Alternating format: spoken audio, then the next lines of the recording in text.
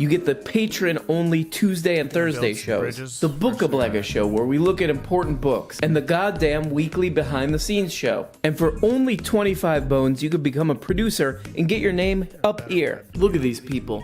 These people make this show possible. If it wasn't for them, nothing. We don't have a show. We got nothing, and it's garbage. And we have to just leave. We have to just basically walk away. And we don't even really know where we're walking. That's the truly troubling part about all this.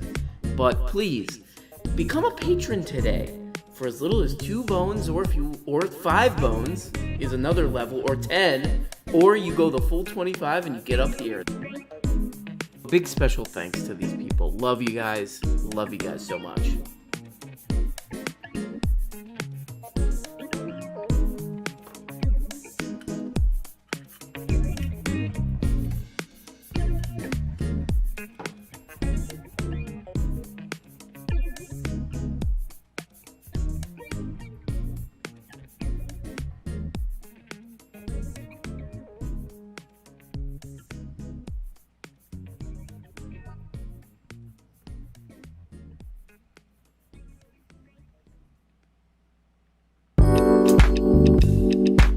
Welcome to my program. Welcome to my show. So guys, for you bastards out there, I watched almost 4 hours. Okay, I started it, a little bit of that after a while. Almost 4 hours of the two titans of intellectualism, Geordie, Joe.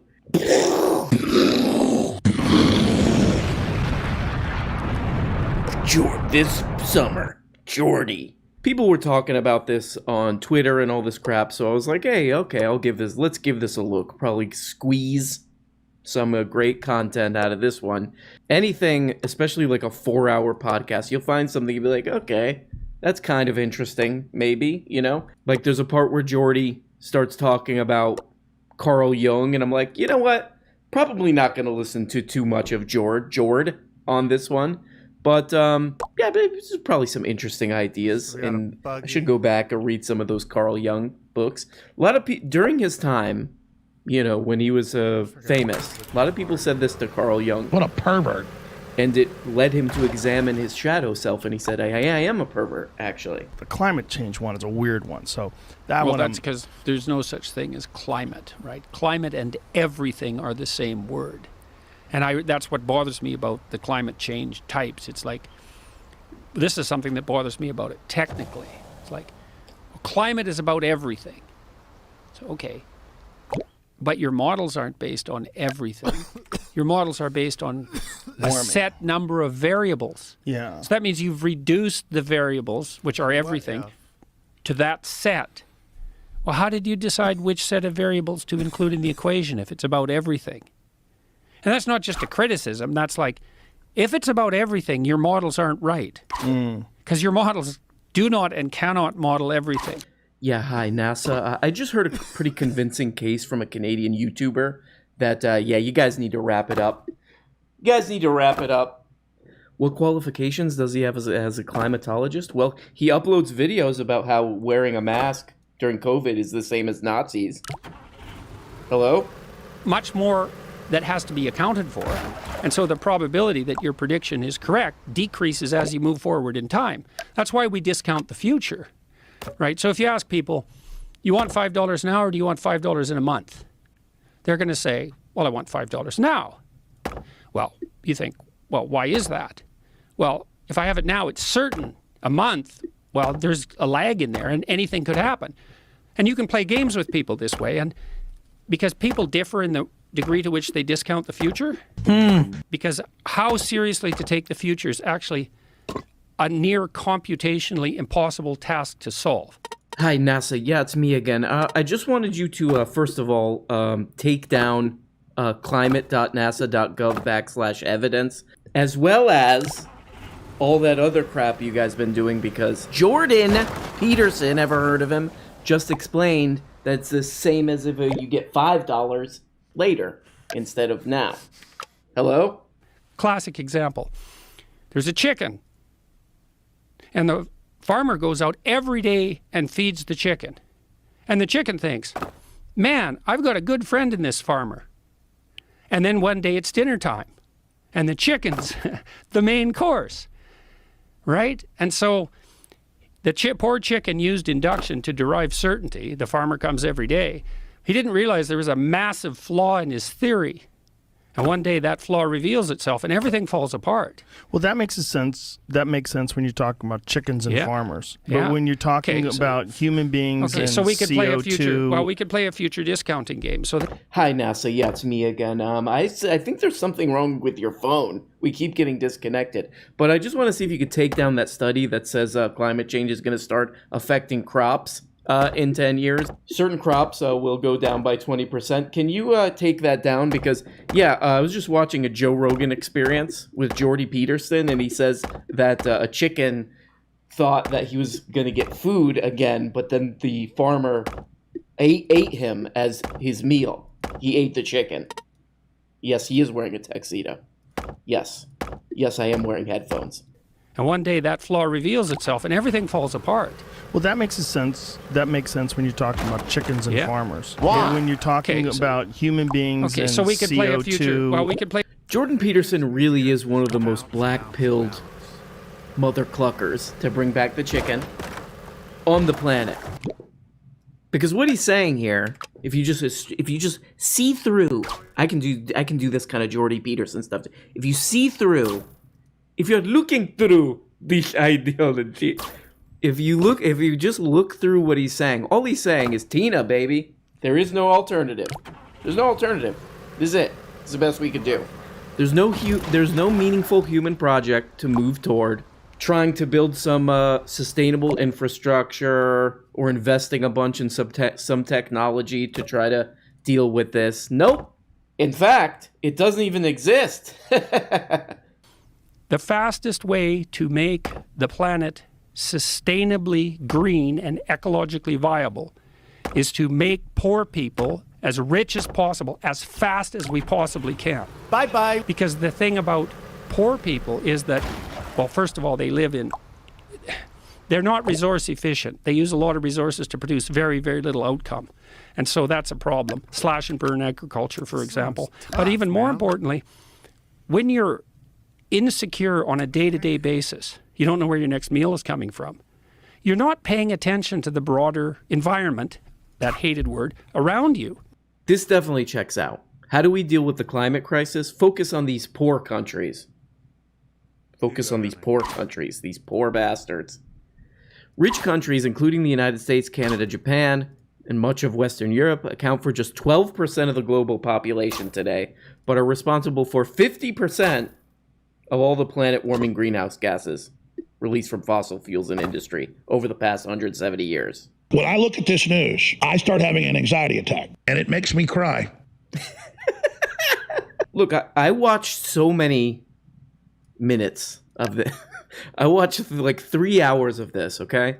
And when you spend 3 hours with a person, you're like, this is a person, you know? And there's a little moments where I'm like, I like Jordy Peterman. But I will say also that what he's saying here is borderline gibberish, they call it in the scientific community. Borderline gibberish. If you are serious about the environment and even vaguely concerned about poor people, all of your policies would be devoted to making the poor rich as fast as possible. But that would violate the anti-capitalist presumption, let's say, that the reason for environmental degradation in the first place is, say, entrepreneurial and free market development. So you guys out there, correct me if I'm wrong on this, or if I'm misunderstanding something here or something. But basically what he's saying is and he even says environment, if you're concerned about the environment, if you're concerned about the environment, what you need to do is you need to do more capitalism. In these countries that are not doing it, they need to do it. Don't we have a test case for this? And again, I'm a common moron, okay? I'm the Joe Rogan of my time, many call me. But we have a test case for this, right? So this is from May 2021. Report. China emissions exceed all developed nations combined.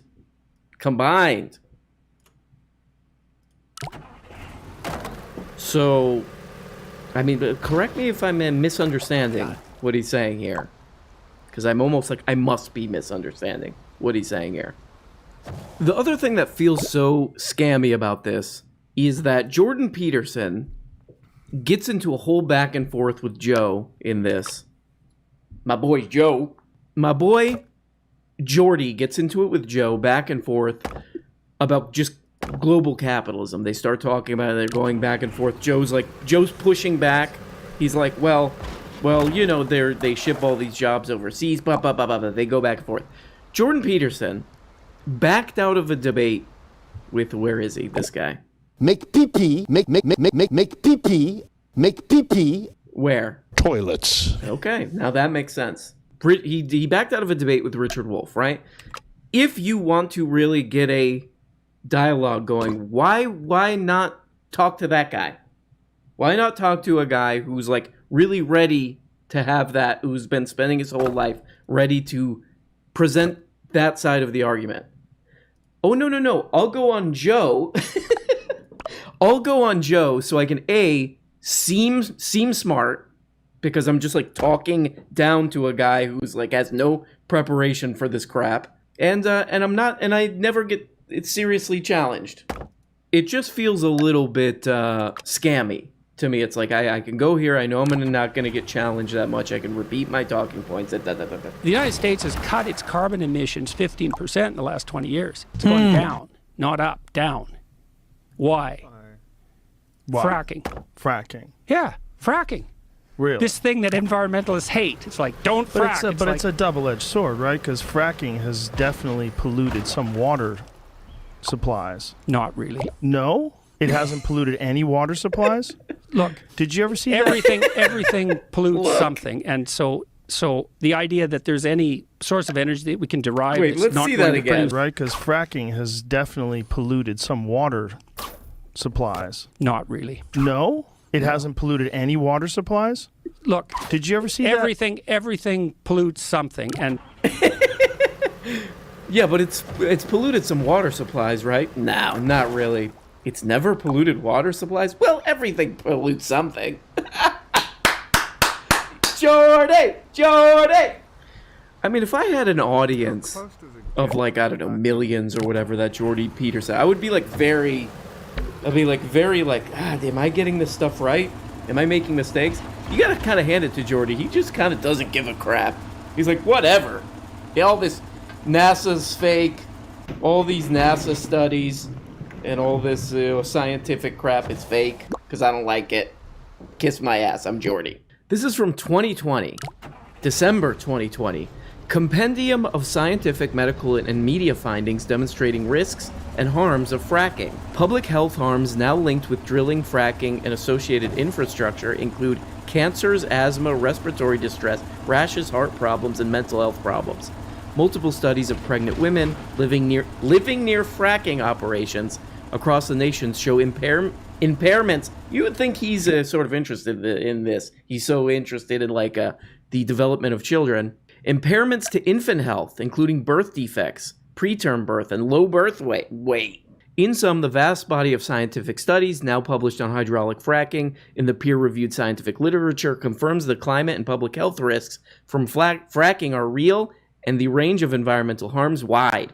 Our examination uncovered no evidence that fracking can be practiced in a manner that does not threaten human health directly and without imperiling climate stability upon which public health depends. I was reading an article that posted a bunch of Jordy Peterson tweets. He tweets a lot of PragerU climate denial crap that's all directly linked to fossil fuel companies and all this stuff. And in the article, they were trying to figure out what's the deal? What's his interest in this? It could just be some kind of weird contrarian thing, or maybe he's found out that the audience, the kind of conservative audience that he's going for, this more. But man, when you get into stuff like fracking is no problem, and there's every study clearly seems to indicate it's a pretty big public health problem. You gotta think I hope you're making money off of this, Jordy. Because if you're not, what are you doing, you little turd, you? what do you do with people who would have been really good at working class jobs but aren't going to be good in a knowledge economy? And the answer is, we don't know, which is not a very good answer. And the idea that we could just somehow give them money, you can't solve people's problems by giving. I had a client who had a cocaine problem, and he was rather intellectually limited, this client. And this guy in particular, it was so interesting because he wasn't doing too bad when he had almost no money. But he got a disability check because he'd been hurt at work. And every time he had a disability check, he was gone for 3 days on a cocaine and alcohol binge, and he'd just drink up all his money. Then he'd end up in a ditch somewhere, like really 80% dead, and then eventually dead, because eventually it was that kind of behavior that killed him. But more money, he would have just died sooner. Oh, man. Jordy! Laying out the hard truths. These are hard truths, but they're truths. I do need that one. If only there were a large body of research on this. Oh, what's this? Here's one of many from NPR. California program. This is from 2021. This is from months ago. California program giving $500. No strings attached stipends pays off, study finds. Great headline. Here's the details. This is in Stockton, California. It gave 125 people living in neighborhoods at or below Stockton's median household income the unconditional monthly stipend of 500 bones. I'll take those bones right now.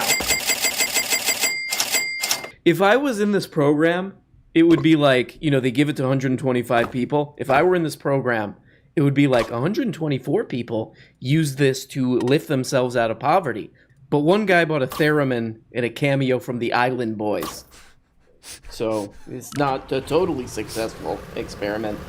A study of the period from February 2019 to February 2020 concluded by a team of independent researchers determined that full-time employment rose among those who received the guaranteed income and that their financial, physical, and emotional health improved. Thank you. But there's like multiple studies that all come out with the same outcome, which is poor people are very desperate, and having money helps them get out of poverty. It just shows that Jordy doesn't really care about like actually figuring this stuff out. Like he's set on a either actually believing an ideology that doesn't fit with reality or research or anything, or he's just saying this because the people who give him this like it. But I mean, that's it though. I mean, I think most people know that this guy is not, despite having all these millions of fans and talking about this stuff all the time and always getting all this stuff wrong, people still like him.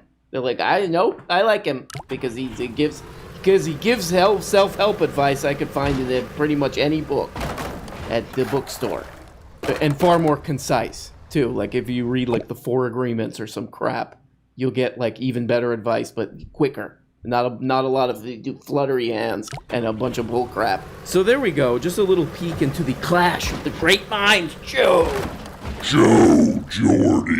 This summer, Joe and Jordy will get together to take the towers down now. Oh! Well, guys, before we go, I just want to remind you that you're just going to have to get used to COVID. You're a moron. You're a moron. Well, guys, thank you so much for watching, and I'll talk to you later, and bye-bye. Hey, guys, you're only getting a fraction of the weekly shows. If you want a new motherfucking episode every day, subscribe on Patreon for as little as 2 bones. You get the patron-only Tuesday and Thursday shows, the Bookablega show where we look at important books, and the goddamn weekly behind-the-scenes show. And for only 25 bones, you could become a producer and get your name up here. Look at these people.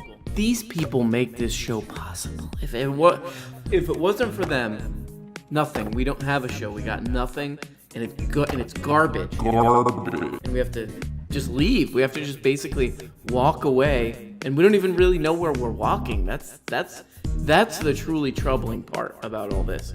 But please, become a patron today for as little as 2 bones, or 5 bones is another level, or 10, or you go the full 25 and you get up here. Big special thanks to these people. Love you guys. Love you guys so much.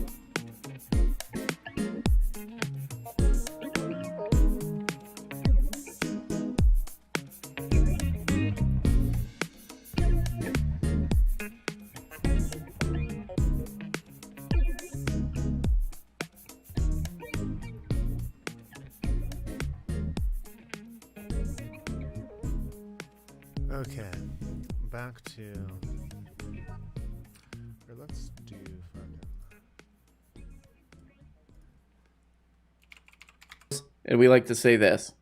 Oh, I thought it was gonna be the sperm sound. And then, you know, we're like, wow, that was so great that now I need to go Beat a kid at Walmart. And then Many people do beat a kid at Walmart. That was so great that now I need But to some go. of them, Beat a kid at you know, they don't Walmart. want to get caught. They will just kind of pretend like it's an accident. Many of them will pretend like it's an accident. They will kind of hit the kid with their cart on purpose. Guys, you know. Adderall is speed. So guys, please, okay, it's a new week. It's a new you.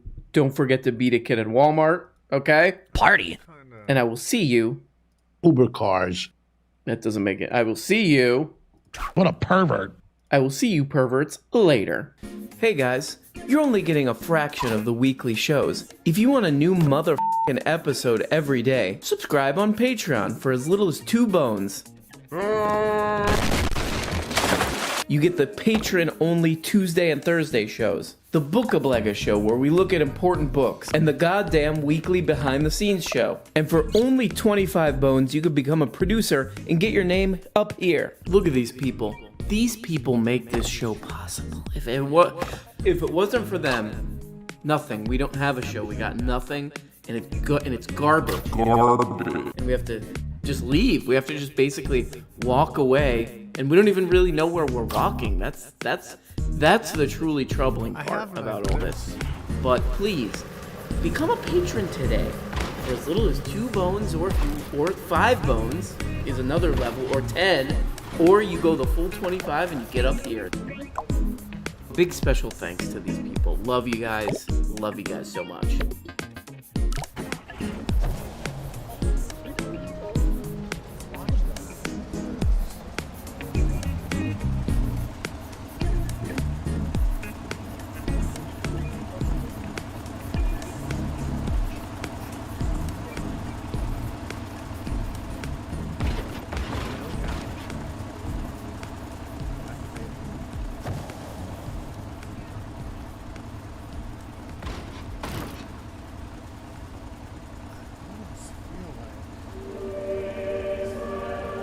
Guys, I am just out here trying to praise the Lord.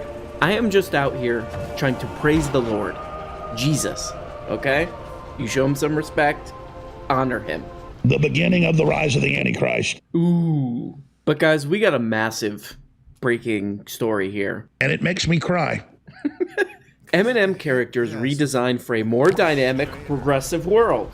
Mars announces. M&M's iconic characters, 6 different colored lentils. CBS, each with their own personality, have gotten a modern makeover for a more dynamic, progressive world.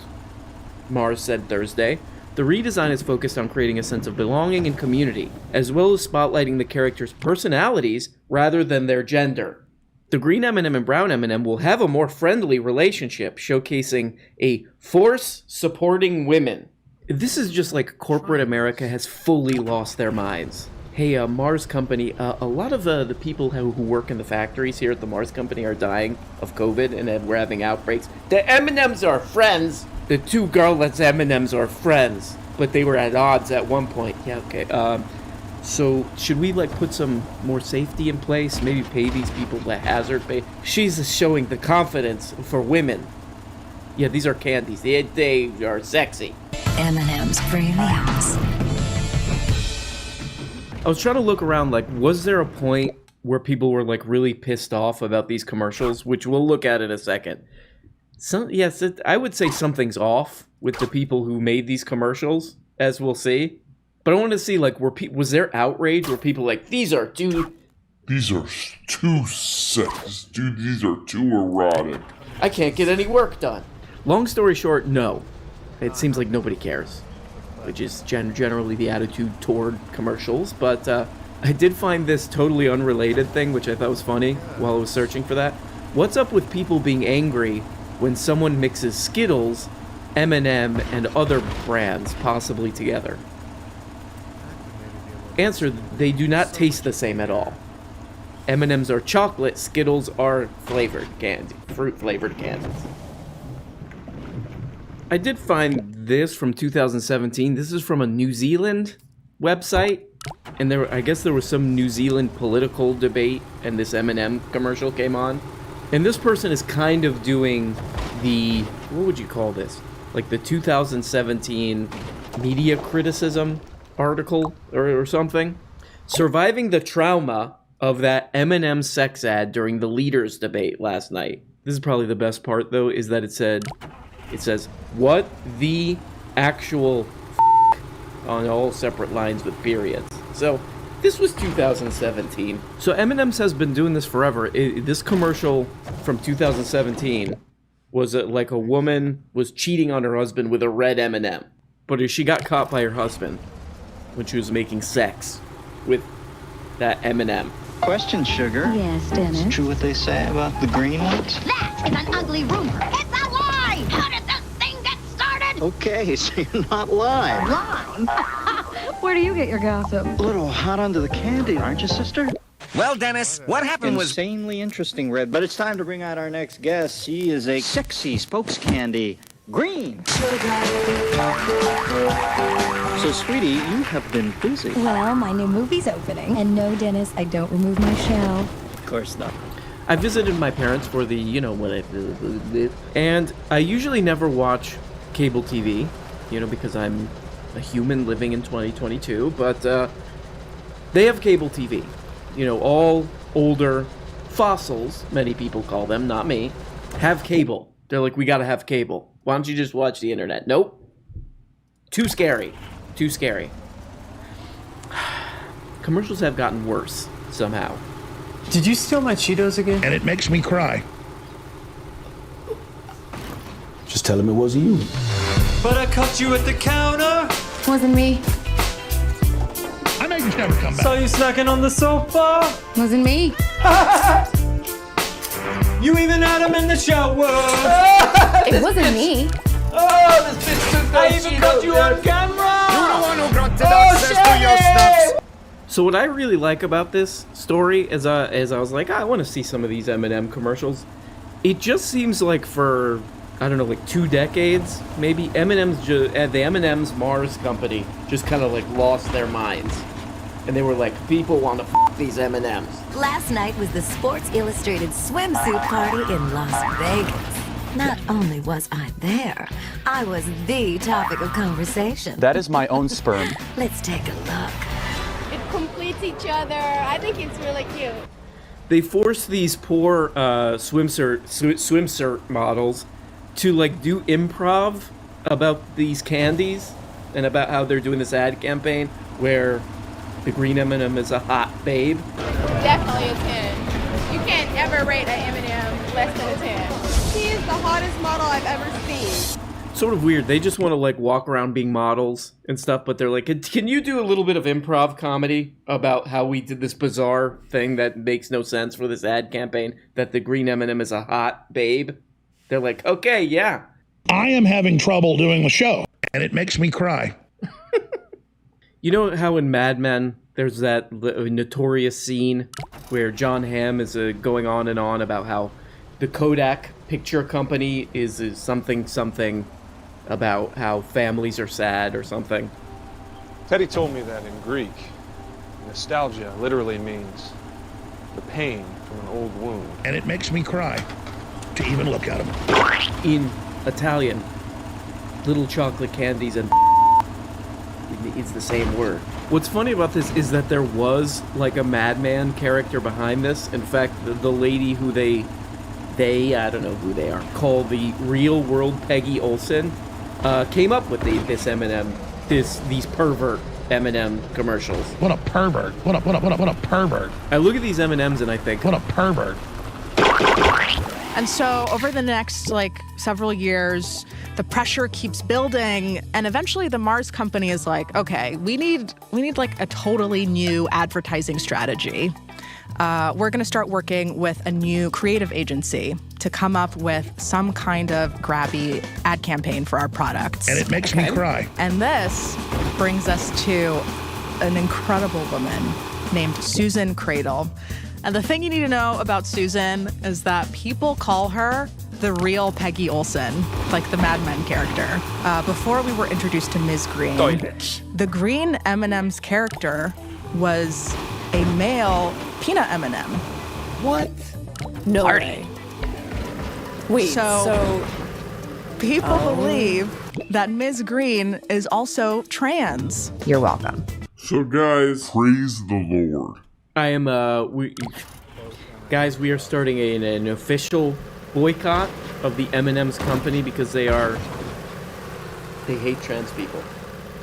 Okay? And I think that they've made that clear. I think that's what's going on here. Okay? Party.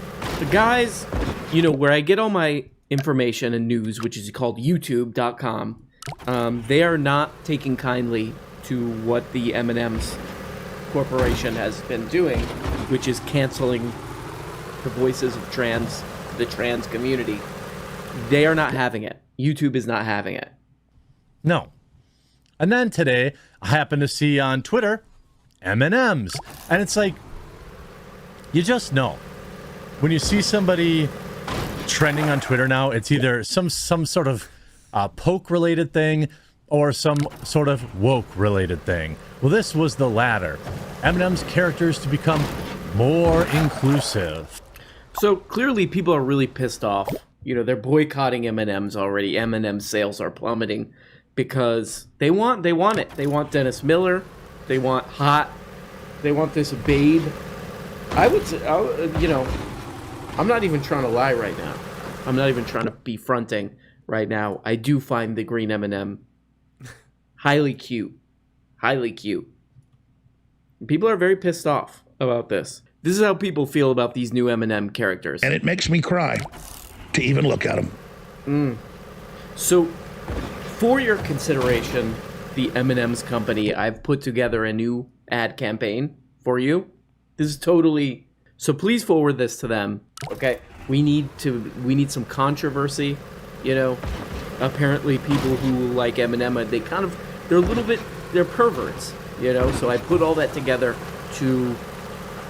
for this. So guys, I came up with these two really inspiring characters. This here is Chalklane Crunchwell, and this is a Jeffrey Peanut.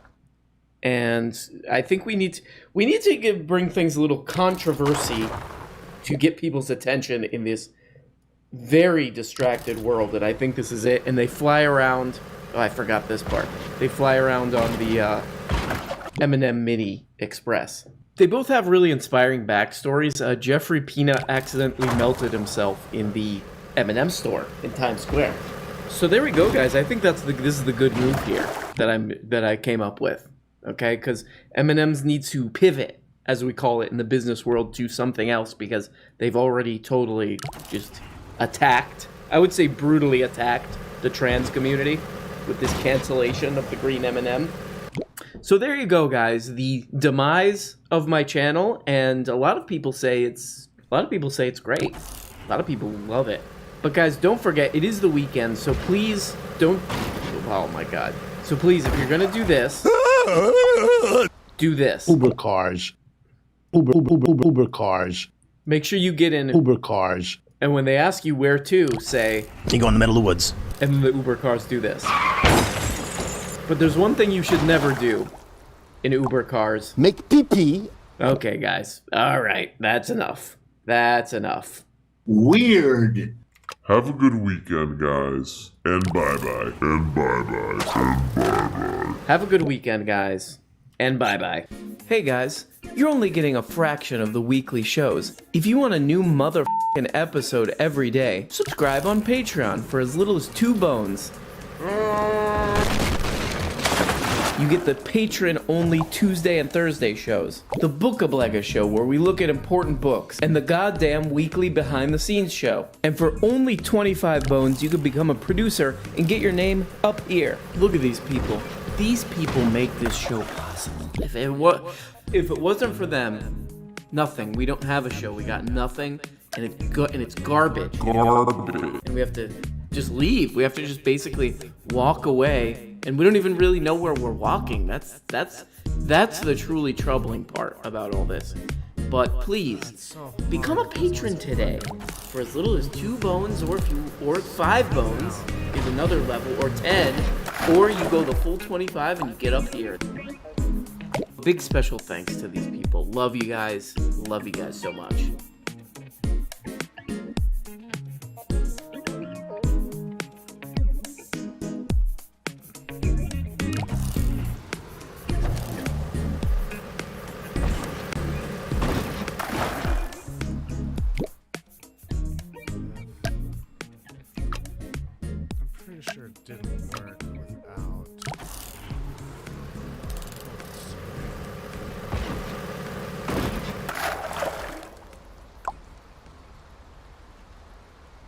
Or living.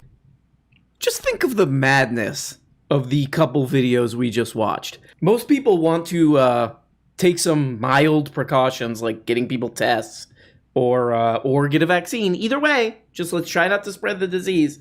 That's tyranny. That's tyranny. Then she reads this sign from an employer that says, if we catch you using your phone, we're gonna take your phone away from you. But they are snowflakes for that. What, dude? These are the minds of kooks. This is kook thinking. I've been hearing about this anti-work Reddit also, by the way, and we will look at that in a second. But before we get to that, you may have heard this quote. I think we're gonna say Hemingway said this, okay? He probably didn't. He had a famous quote where he said, "Work cures everything. Work cures everything." And I actually agree with that. I agree with that. What's important is the type of work. The type of work, okay? Slaves do a lot of work. That's work, right? Does being a slave cure everything? Is that what Hemingway meant? No. No. So they're kind of playing off of this bizarre and very simple-minded and moronic idea that, like, these young people, Gen Z, elites, these elites, by the way, Gen Z, what a bunch of turds. They're playing off this moronic and anger-based, goofy, anger-based view that just Gen Z and blah, blah, blah, blah are lazy. And not that, as we'll see in a second with this anti-work board, that they're kind of starting to look at things in a way where, like, there's something off about this arrangement, this economic arrangement we're involved in. Report finds 2/3 of Kroger workers can't afford basic needs. That doesn't seem good. In December, Kroger reported $31.9 billion in revenues during the third quarter of the fiscal year 2021, with $868 million in operating profits. This is from late November of 2020. Profits are soaring for large retailers, but frontline workers are barely earning more. They're lazy. That's why they don't want to work. Also, elites. I hate them. Like who? Did you hear my phone go off? I have to go get it. The anti-work Reddit board, which is kind of a, I guess, sort of a cultural, a meme, way more interesting and, like, readable and, I guess, relatable than you would expect. What is karma on Reddit? What is it? What is that? These are the top 5 reasons people are quitting during the Great Resignation, according to a massive new analysis. Hint, none of them is pay. And the Reddit poster puts, according to analysts, we don't want better wages. We're just afraid of innovation and need pats on the back. And most importantly, the top post with 11.3 thousand upvotes on karma, whatever you call this dumb crap on Reddit, is the Kroger story. that I just read that it's it's not a very fair economic arrangement for these people who we were doing this. What is there a name for this? This old-timey the double hand self-congratulation, maybe we could call it. But we were doing this for, these people who were working in supermarkets and all this crap during the pandemic. We were like, you guys are the real heroes, but we will not pay you more. And I mean, the truly demented thing about this is it has nothing to do with this. It has nothing to do with if you actually read what these people are saying and realize. And also, if 1 million people have joined this in just a couple months, you would just start to think, oh, maybe this is more than just that these people don't want to work. Maybe there's something going on here. Maybe I should actually do some work for once in my life over there at the Daily Wire, these lazy turds, and actually read some of these posts and actually read what these people are really saying. These elites. I hate them. I hate these elites. I'm sick of them or their crap. By the way, elites are people who work at a supermarket. I hate them. It's stuff like this too. I quit my job and I got rehired for $25,000 more per year. See, it seems like a lot of these people want to work. 9,000 upvotes on this. Maybe look into some of this stuff. It's way too hard work. It's way too hard work. Because we're too busy hating these elites. I mean, the real situation, if we're going to stop joking and take this a little bit seriously, like the real situation here that we're looking at is far more interesting than just like, these are lazy people. These are lazy people. I mean, because, unlike Ben Pepino and the crew of failed actors who he works with, I've worked real jobs. Bunch of them. Okay? Morons. And what these people are observing and complaining about is real. It's real. These are real experiences. There is a problem when you're working for somebody else and they're trying to pay you as little as possible, and you're trying to have more free time and all this. It's a problem. It's a real problem.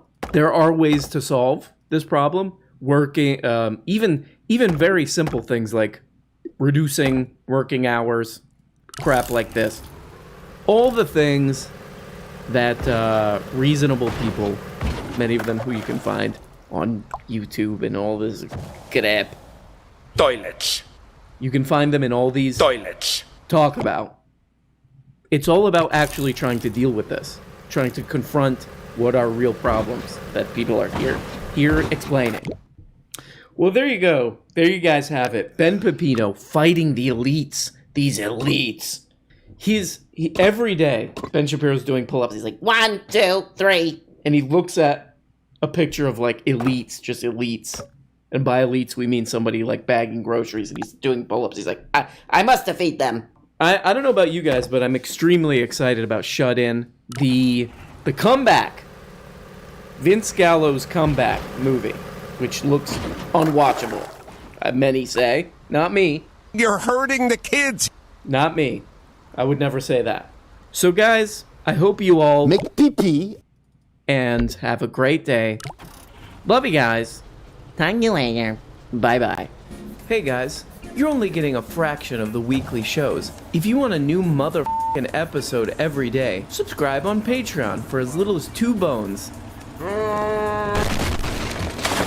You get the patron-only Tuesday and Thursday shows, the Bookablega show where we look at important books, and the goddamn weekly behind-the-scenes show. And for only 25 bones, you could become a producer and get your name up here. Look at these people.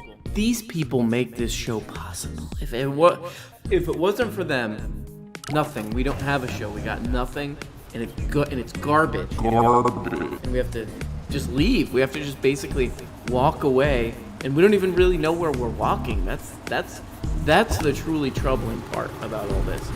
But please, become a patron today. For as little as 2 bones, or 5 bones is another level, or 10, or you go the full 25 and you get up here. Big special thanks to these people. Love you guys. Love you guys so much.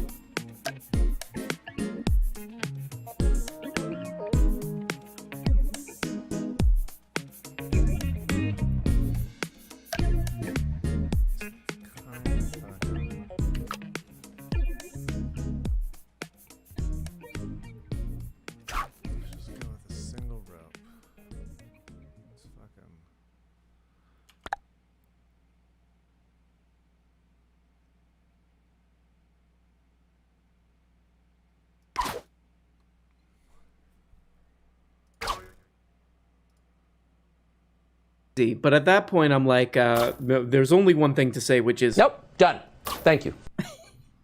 I had that one ready. Nope, done. Thank you. I'm gonna stop this interview now, and I'm going to go... Beat a kid in Walmart. So stupid. I mean, I think we're letting this guy off the hook easy a little bit. This guy who gobbles down money. You know, we could give him the benefit of the doubt. This guy who's been around, who's been mega famous for, 10, 7, 8 years now. Let him off the hook and say, yeah, this is a troubled kook. All empathy towards that. But when you start... I mean, there's kind of very few lines, and one of the lines would be like, yeah, let's make light of the Nazi stuff. Then it's like, yeah, you're an idiot. You're a full-on moron at that point. And it's very hard to have sympathy for you for that one, okay? When I look at this news, I start having an anxiety attack. Okay?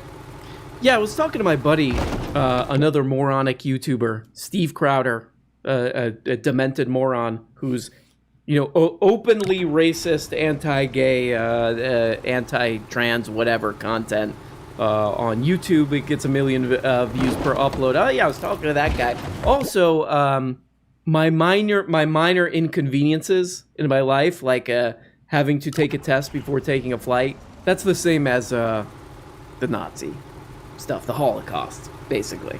I wonder why he took those. Videos down, man. I would say two things. The first is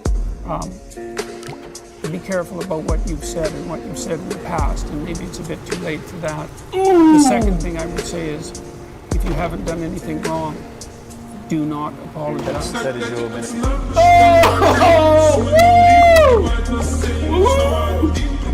Oh, hell yeah. Oh, you put a TikTok song over that shit, dude? Yeah! Woo! I'm gonna do that. I'm gonna make my own Jordan Peterson video with a TikTok song over it. You fucking leave me alone! So guys, just some hilarious YouTube drama dealing with some a public kook, a public ding-dong, and some other guy. And there we go, guys. And don't forget about... Guys, please be careful, because you know what's happening. The beginning of the rise of the Antichrist. Okay? So... Well, guys, thank you so much for watching, and I'm going to see if I could scrape up the $245, so I can get my shit together. This guy helps people get their shit together by making good comparisons of historical atrocities. Thank you so much, guys. Jesus, yours in Christ, R.M. Brown. Bye-bye. Hey guys, you're only getting a fraction of the weekly shows. If you want a new motherfucking episode every day, subscribe on Patreon for as little as 2 bones. You get the patron-only Tuesday and Thursday shows, the Bookablega show where we look at important books, and the goddamn weekly behind-the-scenes show. And for only 25 bones, you could become a producer and get your name up here. Look at these people. These people make this show possible. If it wasn't for them, nothing. We don't have a show. We got nothing, and it's garbage. And we have to just leave. We have to just basically walk away, and we don't even really know where we're walking. That's the truly troubling part about all this. But please, become a patron today. For as little as 2 bones, or 5 bones is another level, or 10, or you go the full 25 and you get up here. Big special thanks to these people. Love you guys. Love you guys so much.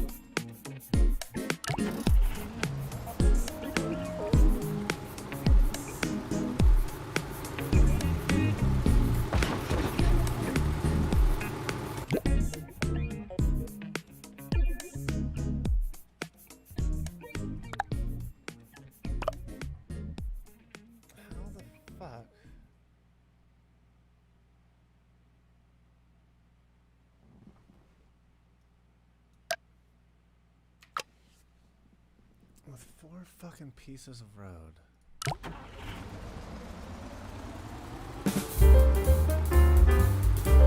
What's up, dudes? Let's get into it, bros.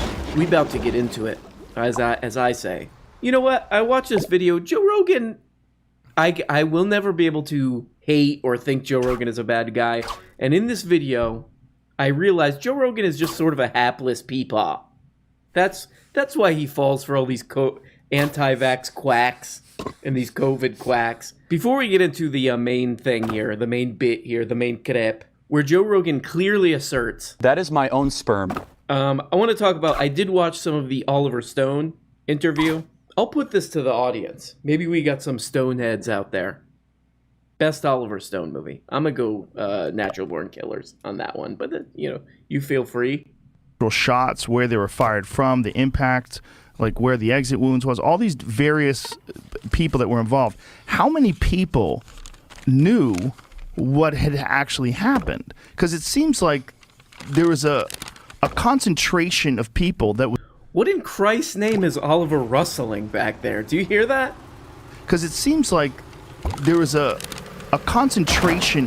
What is Oliver? What do you do? What is he touching? All of the people that were involved in manipulating evidence, whether it's autopsy photos, whether it's the evidence about the actual shots. Where also, a little bit of a problem with the social media fact check. They fact check if you can see down there, they fact check the Kennedy assassination. His accused killer was Lee Harvey Oswald, a former U.S. Marine. Is that all he was? All right, so on to the main video that we wanted to look at today. This guy goes on the Joseph guys Rogan experience. His name is Josh Sepps, and he's an Australian network broadcast personality of some kind. He's a journalist, an Australian journalist. And for Joe Rogan, he is the beginning of the rise of the Antichrist. No more drops. Yeah, almost 4 billion people have been fully vaxxed. There's no widespread incidence of worrying disease. That doesn't mean that there aren't... Worrying disease? Well, yeah, people aren't dropping dead from the vaccine in those 5 billion double doses. But that doesn't mean that there aren't side effects. And so, I mean, I've tried to do a good job of not... Some people are dropping dead, right? Yeah, just not as many as you would if you infected all those people with COVID. Well, it depends on who the people are. Like, if you're talking about the young soccer players that are dropping dead, I don't think they would have died from COVID. For young boys in particular, there's an adverse risk associated with the vaccine. It's like a 2 to 4-fold increase in the instances of myocarditis. Yes, but you know what? Hospitalization. You know that there's an increased risk of myocarditis among that age cohort from getting COVID as well, which exceeds the risk of myocarditis from the vaccine. I don't think that's true. I don't think it's true. No. I don't think it's true that there's an increased risk of myocarditis from people catching COVID that are young versus increased risk of myocarditis from the vaccine. No, there is. There's both. Well, let's look that up, because I don't think that's true. There's both. I mean, there are... Okay, look, part of why I wanted to do this, I'm going to be straight up, I'm not going to front. I've been fronting a lot lately, and I'm going to stop now, but part of the reason I wanted to do this is because every time I upload a Joe Rogan video, people are like, you don't get it, moron! Moron! So, Joe Rogan has been having these quacks, sorry guys, but these kind of quack anti-vax doctors on. One of them, Dr. Bruce McCullough, I believe his name is. Hi, I'm Bruce McCullough. This McCullough guy, his whole thing, this is where Joe Rogan is getting this myocarditis stuff. By the way, you can look up like research on that. Like it's not indecipherable, doctor jargon. You can see the numbers on it. It's shifted from like the vaccine is very dangerous and bad to certain young people maybe shouldn't get it because of heart inflammation. Well, it turns out in these big studies, heart inflammation is very, very rare, and when it does happen, it's very mild. The other thing he mentions is like there's all these young men dropping dead. No, there are young men dropping dead. Where he gets that is that sort of boomer Facebook, which is, it's very similar to the salons, the intellectual salons of days past, where people just kind of discuss ideas. They're like, oh, remember when Sartre said that, that's what boomer Facebook is like. And they've been passing around these videos of like, think the vaccine's safe. And then it'll be like a reel of just like stories about young men dying. My favorite story about this is the other anti-vax doctor that Joe Rogan had on, who that episode actually got taken off of YouTube, I believe. The other doctor, he's an anti-vax doctor, and he kind of got busted for sharing this video, one of those videos, similar video, about kids dying, healthy athletes dying after the ouchie. And it turned out, and this is not the most respectful thing to the dead, but one of the people that they profiled was a 17-year-old high school football player who, it turns out, died in 2013.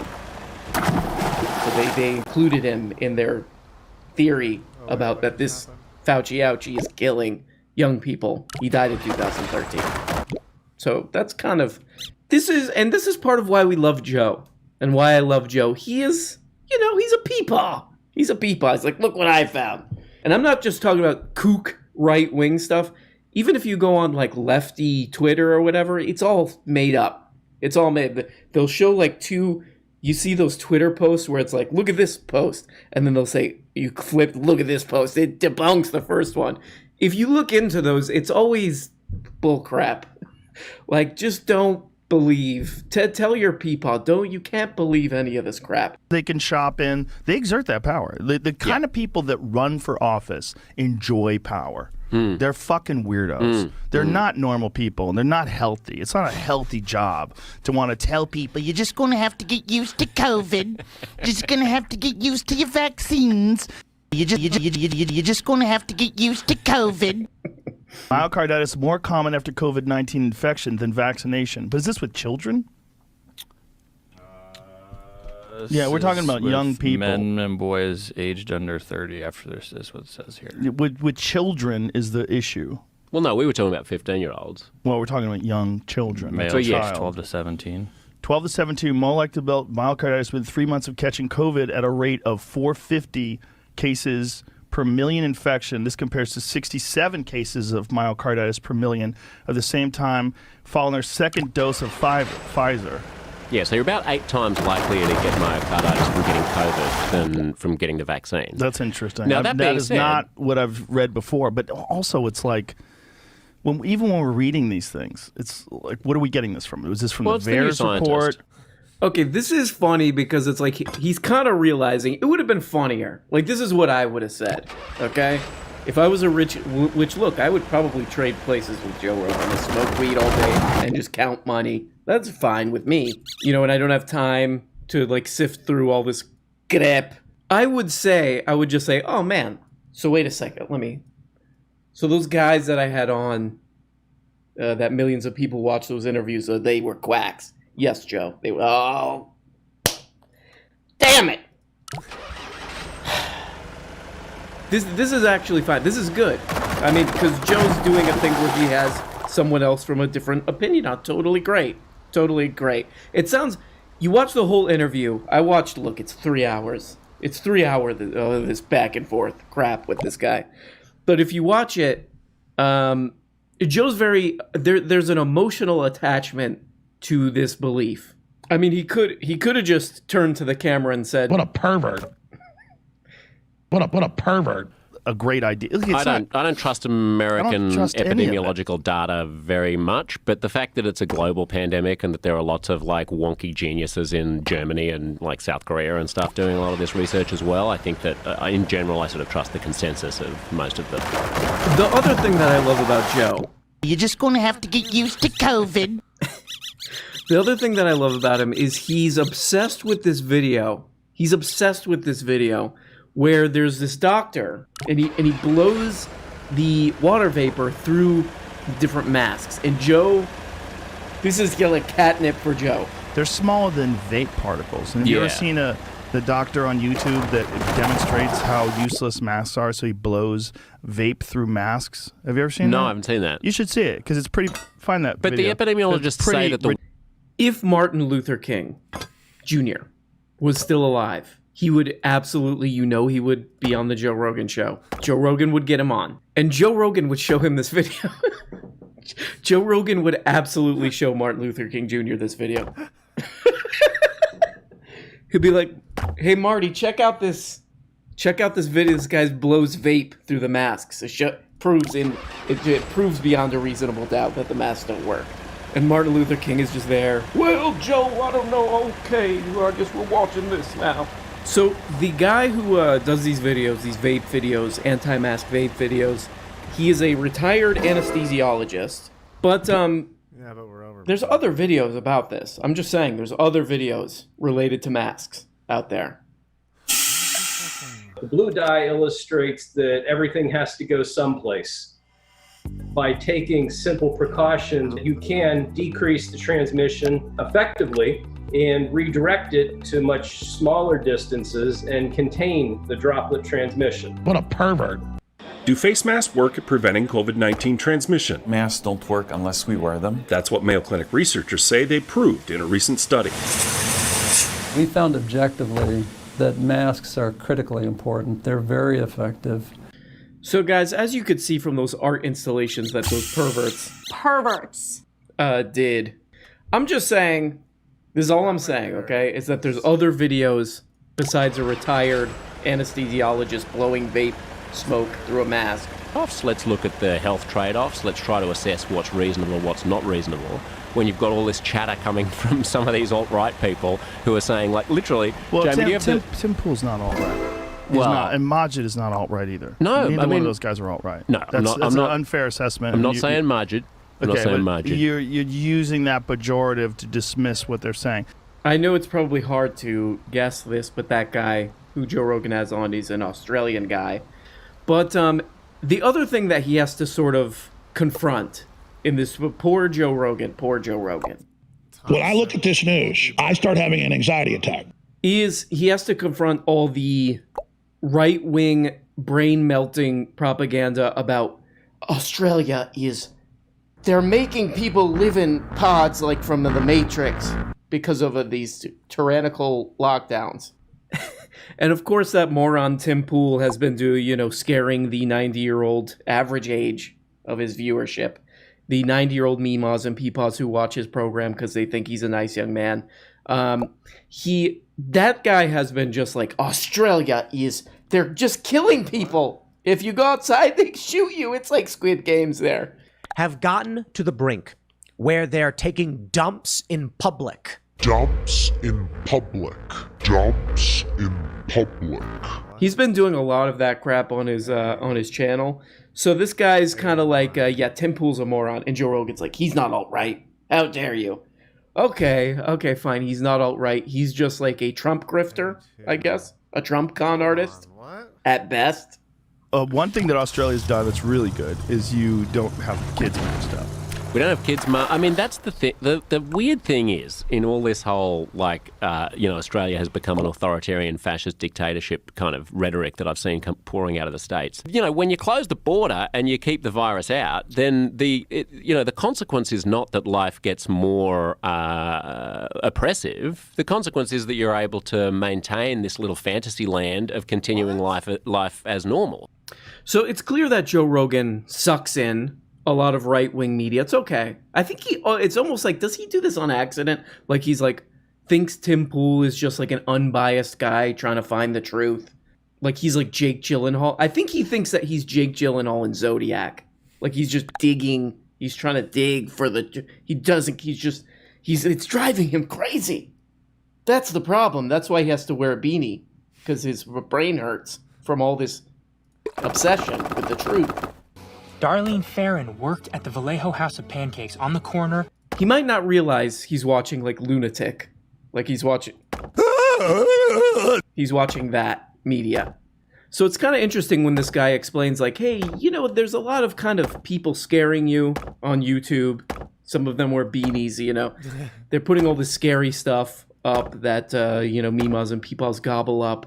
But the reality is, and he explains this, it's actually an interesting part of the interview. He's like, what Australia did is when the virus first started popping off, there was no like authoritarian stuff. It was just like, we are going to try to limit this as much as possible because, and this is extremely smart, I think, actually. And I would suggest listening to this interview to get a perspective on it.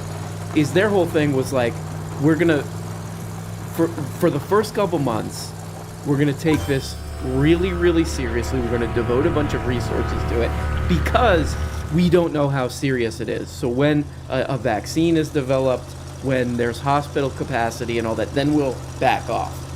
But right now, to avoid things getting totally out of control for these first couple months, while we like get our footing on this, we're going to do like real serious contact tracing.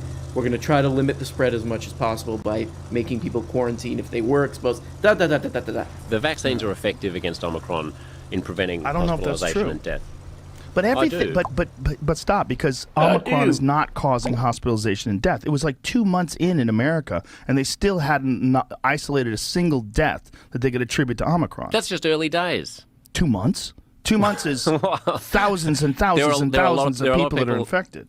Most of the people in hospital in Australia are Omicron. Omicron makes Biden's vaccine mandates obsolete. There's no evidence so far that vaccines are reducing infections from the fast-spreading variant. Infections, not hospitalizations. I don't think it's effective in that way either, because it's not causing hospitalizations and deaths. It is. In the same. So there is a real-world effect to what Joe Rogan is saying here. As cases have soared over the past few weeks to an average of over 737,000 per day, far higher than last week's peak, public officials have argued that caseloads were of limited significance because Omicron was less virulent than the Delta and other variants, and that vaccines, especially the boosters, offer protection against severe illness. But the surge's sheer volume has overwhelmed hospitals across the country, and outside cities like New York, where Omicron hit early and has pushed hospitals to the brink, it is unlikely to have peaked. Yowzers. Not good. So this thing's putting a lot of people in the old hospital. You know, they're doing this. And they ran out of ambulances, so they have to take Uber cars. About a quarter of U.S. hospitals, jeez Louise, are experiencing critical staffing shortages, according to the Department of Health and Human Services. Some states like Oregon have deployed the National Guard to help. Others like Illinois, Massachusetts are delaying elective surgeries. So there we go, Joe being Joe. You know, I watched most of this interview, and I kind of, I disagree with the sort of like, God damn you, Joe. God damn America, that's in the Bible. Damn you, Sir Joe. Getting very upset with Joe. He's just, it's unfortunate that maybe some people who watch his program might be swayed. They might think that, the vaccine is going to make their tuchus fall off or whatever. It's unfortunate, but I have a hard time thinking Joe is like maliciously trying to. I really just think he's a hapless goofball. The most compelling and like easy to find and viral shareable videos, like a retired anesthesiologist blowing vape smoke through masks. He's like, that's truth. The more bite-sized it is, the more truthful it is. That's my assessment. And if you don't like it, you are racist and sexist. Well, this is the problem that with government, right? With people that have power over other people. It's why we restrict power. Because if you give people an enormous amount of power to control whether people come and go, whether they can work or not, what schools they can go to, what stores they can shop in, they exert that power. The kind of people that run for office enjoy power. I think I agree with some of what Joseph Rogan said there. This is kind of interesting because he's like, government, if you give government power, these mother are just going to use it on you, okay? They'll use it on that ass. The government will walk up to you and they will say, that is my own sperm. But something kind of interesting happened today, I believe. The Supreme Court blocks Biden's COVID requirements for businesses, upholds healthcare worker mandate. So if you don't know what the Supreme Court is, it's a group of people who wear robes. Perverts. This is from The Hill. A Morning Consult political poll conducted from November 5th to 7th found that 55% of respondents either strongly or somewhat support requiring large firms to mandate vaccinations. This includes 79% of Democrats and 30% of Republicans. So this is a little bit more complex than what Joe's saying here, because what actually happened is the government kind of tried to do something that most Americans support. And then the Supreme Court, and I guess Republicans, but a lot of business groups said, no, we don't want to be regulated. So it's almost kind of the opposite. It's like private power exerting itself. So Joe's like, you give the government power, Yeah, but what about kind of private power? It says, just sort of, I don't know, it's kind of left out of the equation a little bit. Just something to think about there. So there you go. Just another video for the people who are, for whatever reason, obsessed with Joe Rogan and think Joe Rogan is going to, I don't know, help them somehow. He'll teach them how to kick a heavy bag. People who love Joe, don't you dare make fun of Joe Rogan. He's sensitive. He reads every comment. Those guys out there who think that Joe Rogan watches my videos, calm down. Calm down, you turds. All right? When those Joe Rogan super fans watch my videos, they say this. When I look at this news, I start having an anxiety attack. All right, guys. Well, have a nice weekend. Party.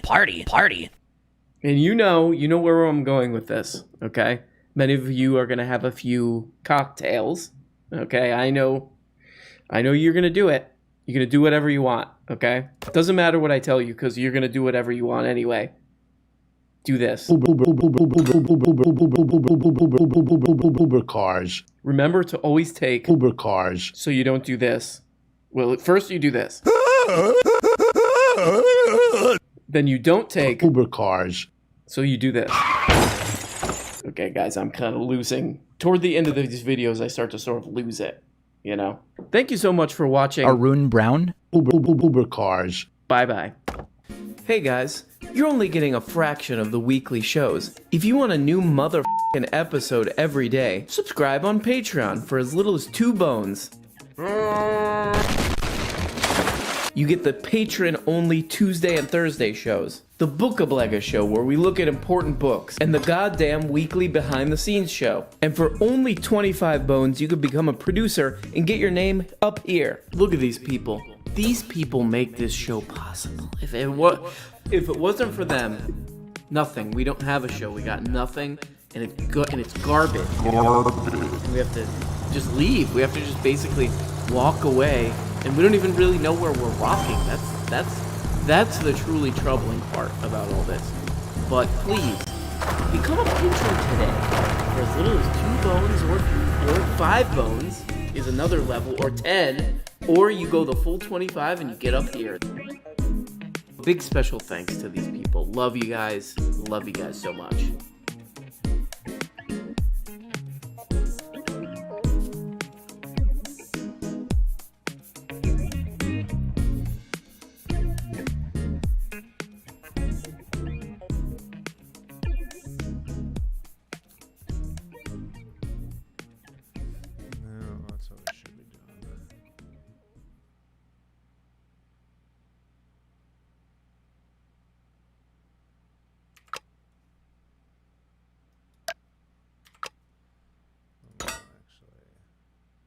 Because we don't need that.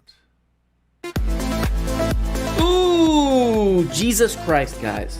Okay, Jesus Christ, guys. Guys, before we get started with today's episode, I just wanted to let you know that I have started a new channel. Yeah, I'm going down this weird YouTube route where I have like 1,000 different channels. Fantano style. Fetch the bolt cutters. Click the link below. I will be doing weirder, stupider stuff somehow. Somehow stupider than this channel. Oh, Christ, guys. Okay, so it's a new week. So you know what that means. A new Benny Pepeño. A new Benny Hupeño video. A brand new Benny Pendejo video. And this is a real interesting one. We're going to actually get into some deep stuff. We're going to get into some cultural issues here that I think all of us are interested in, actually. I ain't even trying to front right now. Fetch the bolt cutters. But first, we got to get into the, what is this one called? Shapiro reacts to anti-vax Barbie skit. So he's talking about, I don't know. Let's watch it. If you're somebody who did not take the vax, it must be that you are essentially a Nazi. That is the case that Jimmy Kimmel was making on his show last night. His team produced a fake commercial from Mattel, anti-vax Barbie. Shopping. I'm sorry, you can't come in here without a mask. I have a medical condition. Okay, pause there for a second. So again, the entire idea here is that, I mean, every single objection here is crazy. Right? Right? If you said I have natural immunity, Barbie, that obviously wouldn't have the same effect. Also, I'm noticing that in this little play-acted skit in which the anti-masker walks into a store and is asked to put on the mask, it is the anti-masker who goes crazy. Most of the videos I've seen are kind of the opposite. Most of the videos that I have seen are people who walk into a store not wearing a mask, and a person starts screaming at them and yelling at them. That's typically what I have seen. It's also what I've experienced. I mean, I recently was on a flight from New Jersey to Florida, and on that flight, I was eating some popcorn, and the stewardess came by, and she looks at me, and she goes, "You need to put up your mask between bites." I'm like, between bites? That's going to save us all. Between bites. So Benny Pepino's talking about this James Kimmel sketch, which, look, I don't know what's going on the Jimmy Kimmel show because I have the internet, okay? I don't watch late night TV anymore, just like everyone else. I guess a fair criticism would be that the sketch is a little bit mean, all right? The people who are freaking out about anti-vax stuff, a lot of these anti-vax people are consuming a lot of media. They're consuming a lot of media and being targeted for a lot of media and da-da-da-da-da. So maybe it's mean. We can say it's mean to make fun of them in that way. Maybe. That would be fair. The people who I have no problem making fun of are the people who are the Benjamin Q. Tostino, Benjamin P. Shapiro's of the world. I got no problem making fun of them because they're just skimming that crazy money off the top. Alex Jones, too, also. As much as I fully believe he's the greatest broadcaster of all time, boy, oh boy, is he making a lot of money on those scam supplements. Okay, but that out of the way, the funny part of this, just the great, hilarious part of this, he's like, I haven't seen those videos. Jimmy Kimmel saying in the sketch that people freak out about wearing masks, and he's like, I never seen that. I never seen videos like that.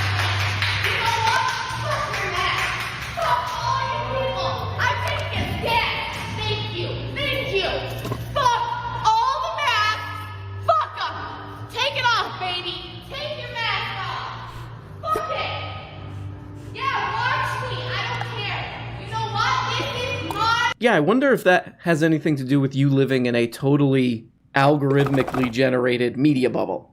Oh, shocker. I live in a media bubble. Shocker. It's confirmed all the things that I already believe. Beep boop. Beep boop. YouTube eyes engaged. Beep boop. YouTube viewing eyes engaged. Enlarge video.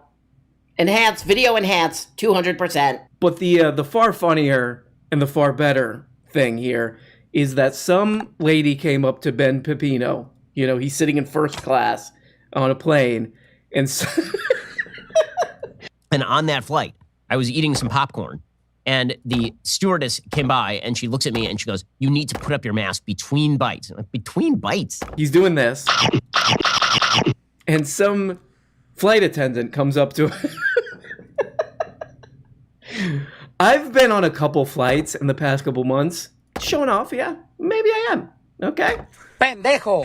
I've been on a couple flights. I have not seen anything like this. I see people eating their little treats and their little snacks and their little Laura Dune cookies or whatever, drinking their little Sprites, all this stuff. Never seen a flight attendant give them a hard time. However, what I do think happened here is that Ben Pepino got recognized. I think it might be what happened here, which is exactly what I would do if I was a flight attendant, would be to make his life miserable. Him sitting in first class. Get me a towel. Give me a towel to lay on my face, from my eyes to get my beautiful skin ready for my next segment.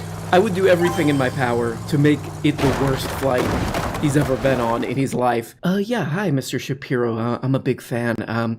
Actually, there's a little problem for safety reasons. We're going to have to move you back to the back of coach. And someone from there you're going to have to switch seats. He's like, no, I will not. Oh, I'm really sorry, Mr. Shapino. It's an FAA thing, so we're going to have to get your ass back there. Going to have to get that ass back there. Jimmy Kimmel is the woke pope of late-night comedy who's violated every stricture of wokeness, but has somehow survived because he's a lapdog for the Democratic Party. On a pure humor level, I'm just wondering what makes this funny. Yeah, this is the kind of fascinating thing about... Pendejo! Sorry, Benjamin. Pendejo! And a lot of these guys is that they're kind of... I mean, this is a thing that's been going on for a while, is they're adopting this kind of anti-establishment. Anti-establishment. Yeah, that guy's just a... That guy's just a puppet for the Democratic Party. Not me, though. Are you familiar with the movie The Warriors? Because I'm very similar to one of those guys. He's basically saying, like, this guy, part of what makes him not funny, and part of what makes this just not interesting, is that this guy's just saying, he's just coloring right in within the lines of the, whatever, the liberal, the consensus, the Democratic Party line. He's just coloring right within those lines. That's not very interesting. And there's truth to that, of course, but again, I would urge Ben Pepino to watch his own program. That's how you protect yourself from tyranny. And so that's what I wanted to do my whole life. What a pervert. Oh, yeah. Oh, wow. Hey, and welcome. This is the Ben Shapiro Show Sunday Special. We're joined by Senator Ted Cruz. We'll get to that in just a second. But first, you know what I hate? I hate when people take my data. And seems like the only rights they respect are the rights of these criminals that are able to get away with a lot. So I think the distinction between a liberal, quote, state and a state like Florida has probably never been so stark because of all the issues we've dealt with over the last 2 years. For sure. I mean, it bust wide open during COVID. But I think it's important to note that you very narrowly squeaked past Andrew Gillum in that last gubernatorial election, and then you quickly started consolidating support. Look at this guy. Look at this guy just towing the line for the corporate Democratic Party. By the way, I do the exact same thing. Just for the other party. Okay, well, hell yeah. I'm just starting to get into this video. Here we go. Just a bunch of screed headlines taken directly from Slate. Yes. And then plopped into a Barbie. Okay. Agreed. But I guess we're supposed to pretend that this guy is funny. We'll get to more on this in just one moment. First, using the internet without ExpressVPN, well, that's like leaving your laptop. This is an 8-minute video with a 1-minute ad. I gotta just squeeze every dime out of these idiots. I gotta squeeze it. Ben Shapiro Show, and you can get an extra 3 months for free. ExpressVPN.com/Ben Shapiro Show. Speaking of propagandists, MSNBC now has a new weekend host. Ready for this? Who is it? Simone Sanders. So Simone Sanders went directly from being a press secretary for Bernie Sanders to being a press secretary for Kamala Harris to having a show on MSNBC. Now imagine if Sean Spicer had left the Trump administration and immediately been granted a weekend show on Fox News. Or Kayleigh McEnany had left the Trump administration and been given a full-on weekend show on Fox News. A lot of people would have been like, well, that seems kind of propagandistic, does it not? It must be so odd to be Ben Shapiro because, like, just to summarize what he just said, all right? He's like, it's a little weird that these political campaigns, a lot of these people who work on these campaigns as, like, press people and all this stuff, they go on to work at, like, these corporate news outlets like MSNBC. That seems wrong. And he's talking about some lady who worked for the Sanders campaign and Kamala Harris. He's like, that's weird. And he's kind of right. I mean, that does seem propagandistic. But remember, like, his solution to this is Republicans. Like these sewer rats I had on my show to promote Ron DeSantis and that other... What a pervert. That other guy who makes you say... What a pervert. Just these weird characters, these weird opportunists, these used car salesmen that he has on his show. That's the solution. That's the solution. The Republicans. By the way, this is a story from Insider from, I don't know, like a year or two or whatever ago. Former White House press secretary Stephanie Grisham says Fox News host Sean Hannity was like a shadow advisor to Trump. This is a guy on a very popular network television station. But Ben Shapiro's like, there's corruption. There's corruption. So the solution is Trump. And must be so weird to be Ben Shapiro. Good, because I think he does know that what he's saying is absurd nonsense. This guy went to Harvard and all this crap. He just doesn't care. He's just like, give me this. I need to get my hands on this. I don't care. I don't care. I don't care. I don't care if what I'm saying like is just like incoherent. It's just like doesn't make sense. I don't care. Okay, this is totally unrelated. But this came up as a suggested video while I was doing this Pepino crap. While I was doing this Pepino barf of a video. While I was doing this research, as I call it. This video came up, and I see a video like this suggested all the time with basically the exact same headline. All right? Dr. Fauci, the idea that a government official like yourself would claim unilaterally to represent science that any criticism of you would be considered a criticism of science itself is quite dangerous. Central planning, whether it be of the economy or of science, is risky because of the fallibility of the planner. I think there needs to be some kind of a rule. I really mean this. This is sincere. I think there needs to be some kind of a rule where these senators, these U.S. senators, U.S. Congress people in general, but especially senators, I think, have to have real jobs. You know, like half the time, some amount of time, some large amount of time, they have to have real jobs. And I'm not talking about like, oh, I manage, you know, I'm a manager at a no, like they have to have full on, like they work as a server at a cheesecake factory or something. Because what does this guy do all day? Like I mean, there's so many videos of like this of Dr. Rand Paul confronts Dr. Fauci again. The return of the Fauci confrontation. After a while, I'm starting to get the inkling that this is they wheel these guys out for a little bit of theater every once in a while. Right? How many times are we going to do this? How many times are we going to do this?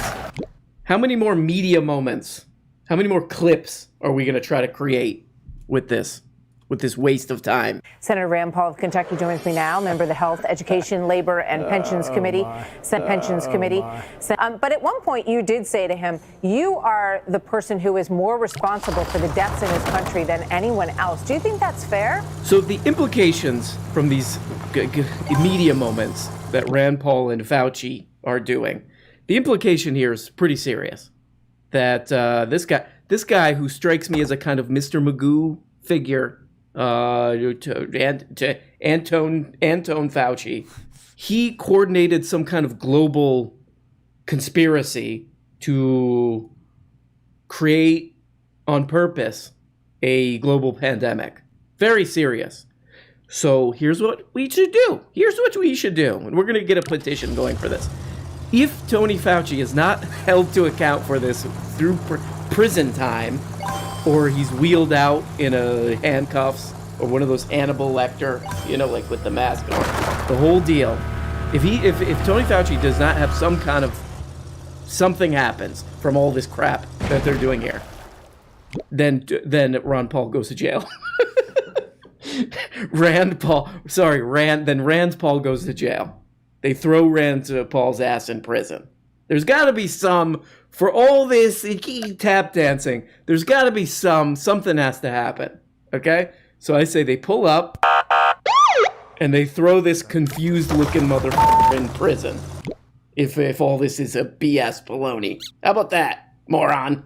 Like, you know, we've seen this little program, this little entertainment is getting a little boring. Let's raise the stakes a little bit. Somebody's going to jail. Somebody's going to jail from this hearing. Period. Okay, somebody's asked, and not just like a nice jail. Ooh, I'm going to the tennis club jail or whatever. No, you're going to the same, whatever that Washington D.C. prison that QAnon shaman guy. According to the left, the exceptions should get to make all the rules on gender, crime, and marriage. Plus, the Chicago Teachers Union decides never to go back to school, and Joe Biden addresses the nation on the Omicron surge. I'm Ben Shapiro. This is The Ben Shapiro Show. Perverts. What a pervert. I may just never come back. Today's show is sponsored by ExpressVPN. Thousands oh of my God. already I'm not their buying. internet. Join them. No, ExpressVPN.com. Stop it. I'm not buying ExpressVPN, Ben. Stop. There's a phenomenon that has now cropped up throughout American society. And that phenomenon is that we are supposed to let the exceptions make the rules. That if somebody just is very different from every other human, that person gets to make all the rules for all the other humans. I'm not talking about individual rights that apply to everyone, right? Rights that adhere to everyone. What I'm talking about here are specifically the overthrow of institutions that are generated for the benefit of the vast majority of human beings, and that, broadly speaking, bring success and happiness. Oh, damn. Hell yeah. Benny on the street. He's going to get into some cultural crap here. A cultural phenomenon. A cultural phenomenon that is affecting people in their daily lives and is making people's lives shitty. I like this. This is the kind of Benny I want to hear about. Yeah, let's get into it. For eons. This philosophy, which is that if you don't fit into the box must be changed, is the death of society. It is the death of society, and it is what is breaking down pretty much every institution in our society these days, from religious institutions to governmental institutions to basic institutions of life like marriage. They evolved gradually over time. And as the great economist Frederick Hayek suggests, wisdom is essentially just a bunch of, they've evolved, they've changed gradually over time, and so we should respect those things that have done this. It doesn't mean we can't change them, but it means we have to take some very serious thought about why we ought to change these institutions before we change them. Vanishingly small group of people have a problem with an institution. It's the institution that's wrong. The institution must... Okay, so in lots and lots of minutes of talking, basically what he's saying is the left is trying to destroy the institution of marriage. I mean, we got a lot of talking to say exactly what I just said in 0.2 seconds. And by left, from what I've watched of his show, he means Joe Biden and 15-year-olds on TikTok. So to prove this theory that the left, quote, the left is trying to destroy marriage, he found a New York Times article. So he went right to the furthest left source he could find, which is the communist, I believe it's an underground communist zine. I think it's a zine, the New York Times, to prove this point. So here we go. The story of what the United States is, what it means to be a man or woman, what it means to be a child, what it means to love oneself or other people. We are imagining all of this again, so these stories can guide and comfort us rather than control us. That paragraph is leftism in a nutshell. We are reimagining, just out of our own heads. The complete reimagination, the complete destruction of all institutions and basic facts about human life. So he's talking about a New York Times opinion guest essay called "What Does Marriage Ask Us to Give Up?" And I read this whole thing just because I'm stupid, because I'm a dumb moron. That's why. I read this piece of turd essay, and the whole essay is about a lady who got divorced, and she's like, marriage is not for everyone. That's literally, I'm summarizing the entire thing. Marriage is not for everyone. There's actually, we'll come back to this, but there have been a lot of annoying marriage-related articles in the New York Times lately that we'll look at, but that's pretty much it. It's a lady who got divorced, and she's like, it was kind of, when I was younger, it was a taboo for people to come from a divorced family, and, it shouldn't be. That's it. Now, first of all, I think it's been a pretty long-standing feature of marriage that there are some people who don't enjoy it. And this is, again, not a surprise to anyone who has read the Bible, for example, in which there are fairly, a fair number of somewhat dysfunctional marriages, right? That is not a rarity. If you read biblical literature, so go back several thousand years, lots of failing marriages. That does not mean that marriage as an institution is bad. I love this because he's like, look, just because there's some bad marriages, that doesn't mean marriage as a whole is a bad institution. And I would say, yeah, that's very similar to one New York Times opinion writer doesn't represent that much more than herself, her own experience, which is reflected in the essay. Which means that your whole segment here is, I don't want to say pointless. I wouldn't say that. But also, I guess more importantly, I read this entire stupid essay, and nowhere in the essay does she say she wants to destroy the institution of marriage. Like, it's just not in there. But says this columnist for the New York Times, it's good to get rid of these institutions because she had a bad marital experience. The innate narcissism here is truly astonishing. This is a quote from the article. It was harder in adulthood after years spent marinating in so many cultural stories about what marriage could promise. Legitimacy, maturity, stability, strength, to resist that programming. Marriage, of course, can be all those things to many people. Marriage, of course, can be all those things to many people. So I'm not saying he doesn't know what he's talking about, but no, I am saying that, actually. Okay, on and on, but of course, the way more interesting thing here is not him commenting on this article and saying, this is disgusting or whatever. The way more interesting thing is what him and people like him have been saying for decades and what he's kind of saying under the surface, which is that The problems we're having in society aren't, wild inequality, sort of tangible things like healthcare and education and blah, blah, blah, blah, blah. Let's not look at that. What's really the deal is you got to get married. Okay, what's that going to do? Yeah, well, that's the key. How so? It just is. Now this, I feel like, is an interesting topic. Now we're in interesting territory here. Almost as interesting as C.K. Louis, the comedian. No more. So, the whole marriage calculation is fairly straightforward if your brain is not rotted and demented. Here it is. Here's marriage in a nutshell, okay? You meet someone, you really like them, you want to get married, you get married. You do some calculation in your brain, you say, I don't want to get married. You don't get married. And either way, you kind of live with that decision for better or for worse, unless you get divorced, which the divorce rate always... We'll look at this on a graph in a second. The divorce rate always goes up when marriage goes up. This is a graph that this guy, really wonderful little graph to look at by this guy, Randy Olson, who just took this from like CDC data from, it's as it says here, 144 years of marriage and divorce in the US, and he put it on a graph. And it's actually really interesting to look at. I mean, first, right off the bat, the orange one is divorce, the blue one is marriage. You could see that, they go together. That's pretty predictable. It's sort of stupid right off the bat that he's talking about divorce and this lady kind of reckoning with her divorce because just according to data, the more marriages, the more divorce, blah, blah, blah, blah, blah. But what's really interesting about this graph here is that if we were to say, okay, Ben Prestino, okay, Ben Sestino, we want people to get married. Let's encourage people to get married. How do we do that? Okay, you win. We just got to get these pukes, these turds, these pieces of garbage married. How do we do that? We do see one big spike in marriage. I don't know if you guys could see that on the blue graph. World War II, post-World War II, big-ass baby boom times, bunch of people getting married also. Huge spike. Look, that's the most people I've ever been married in my whole life. This is early 1940s. This happened. Around 1945, 1944, it looks like. Something else happened during that time. And I'll give you guys a second to guess what it is. The GI Bill.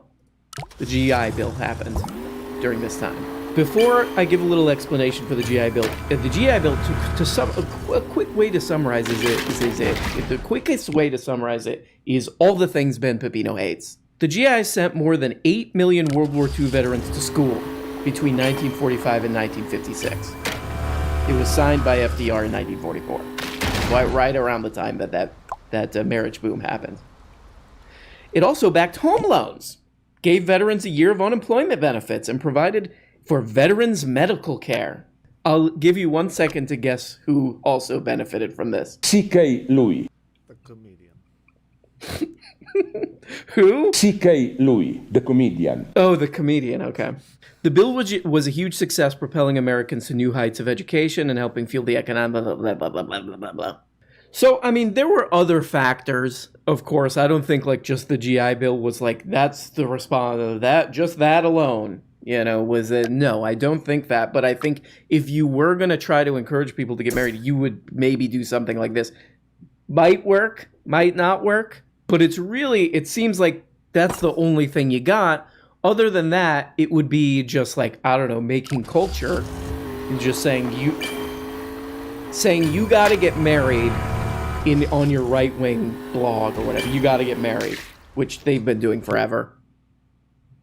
In fact, mainstream media has been telling people to get married forever. Think back, actually, to one of the most popular movies.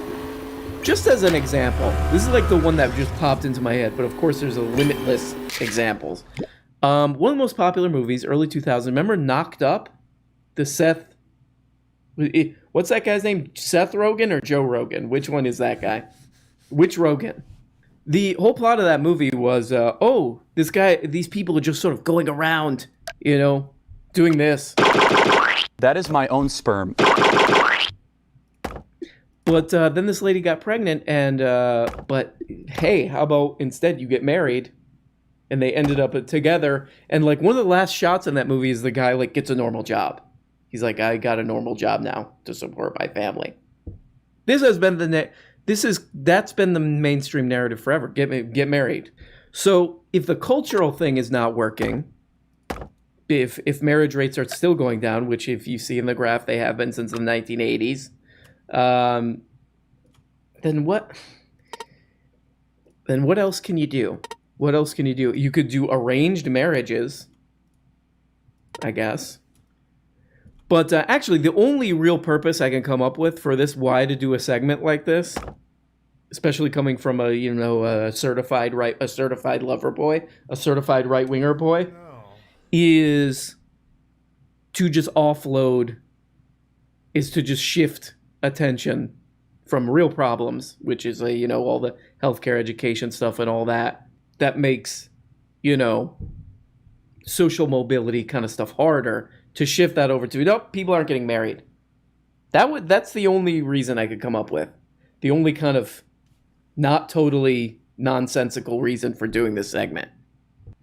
This is from that same article that he's reading. It seemed obvious to me then, having lived in a two-parent home that was deeply unhappy and dysfunctional, that the numbers of parents around to make a working family was arbitrary.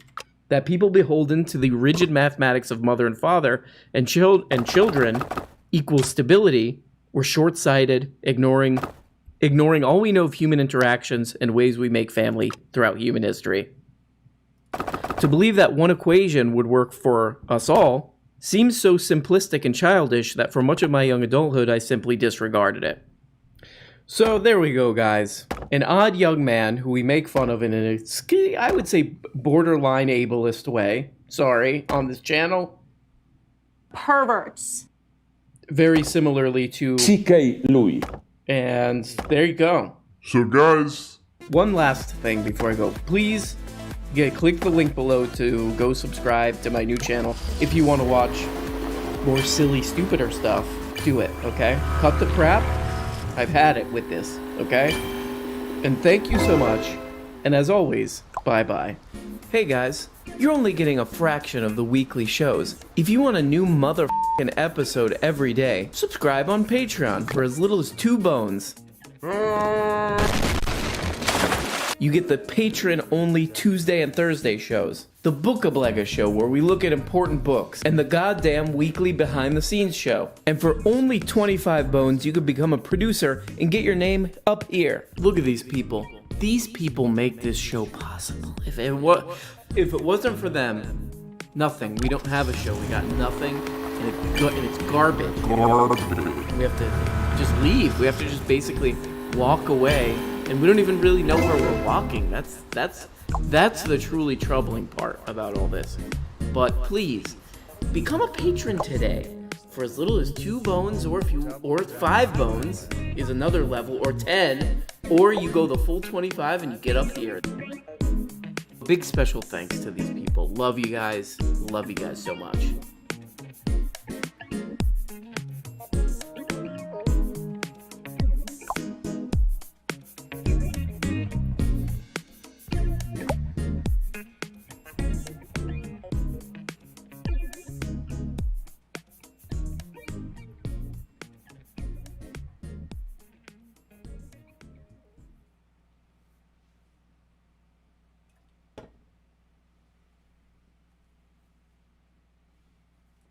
$90,000, Jesus Christ.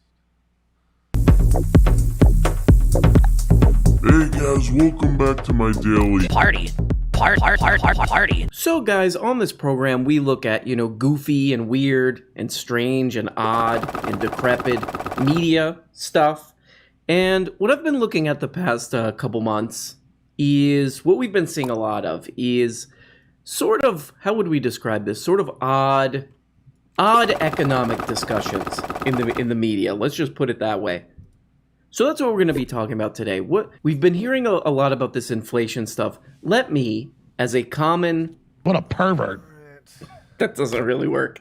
As a common pervert, let me look into this and see what up. See what up with all this stuff people are saying. Wow. Before we really get into it, I wanted to look at some of the weirder crap that I came across. And I didn't know, but this is the same guy who goes on Tim Pool's channel all the time. We watch a lot of my favorite YouTuber, Tim Pool. Where is he, this guy? You go in the middle of the woods. Party. If ever, I'm like, I got to come up with a video idea. I don't know what to do a video about. Tim Pool will be there for me to say something stupid and hilarious that I can make fun of. No. He has this guy on his channel all the time, Jack Presabiak. Jack, he's the guy who's always talking about gamma males. So if you understand sociosexual hierarchy, right? This is typical gamma male rage against an alpha male, right? Gamma males and alpha males and gyro males and kebab plate males and hummus males and pendejo males. This has kind of been trending on Twitter. He says, Trader Joe's in Arlington, Virginia. Biden's America in 2022. And then he put hashtag bare shelves Biden. So I guess the thing here, I guess Biden has just like single-handedly just destroyed the economy that we don't have food anymore, I guess is the claim. But it's really funny to just read down into the comments. Jack, we live in Virginia. Prior to the big snowstorm that knocked out power for 2 days, we did not see anything like the pics. But post-storm we did. The snowstorm result is nothing to do with Biden. So there was a snowstorm. Another great example of this, I don't know what to call this, economic propaganda, maybe? This is insane, dude. Okay, enough. No more sounds. We've been getting many messages in the comments. No more sounds. Because of all these sounds, I will do the very meaningful and difficult act of clicking, of putting my sausage finger on the unsubscribe button. Another example of this kind of goofiness is, of course, another one of these kind of guys, Ben Jabino. Ben Jabino did this whole video in June of 2021. Okay, so this is not that long ago, June of 2021. Ben, who, from what I understand, is a economist. Pendejo.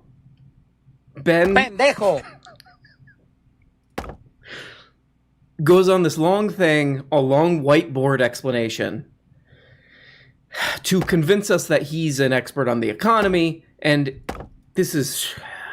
Check this out. Oh, yeah, baby. Oh, epic, This is where the money printing comes in. Oh, no! Pushing money. Epic, money into the system. Epic.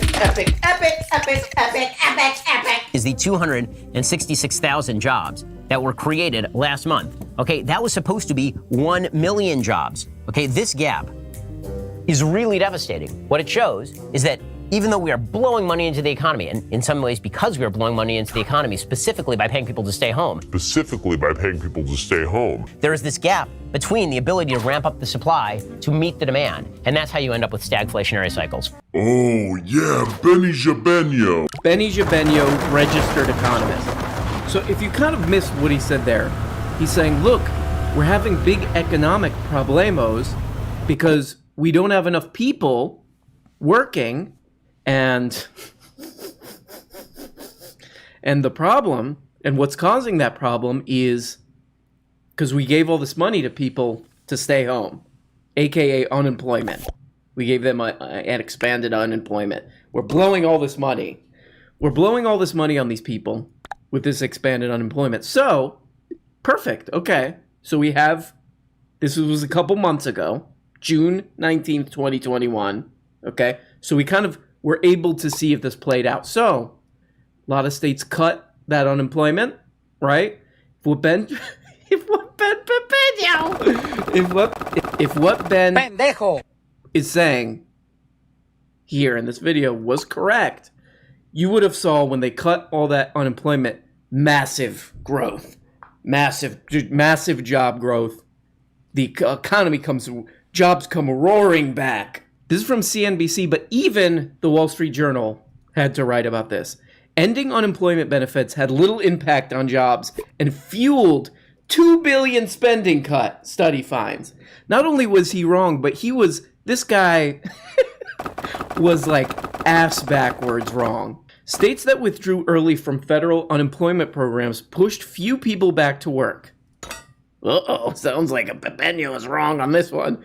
And fueled a nearly $2 billion cut in household spending, potentially hurting their local economies, according to new research. Whoops! Whoops!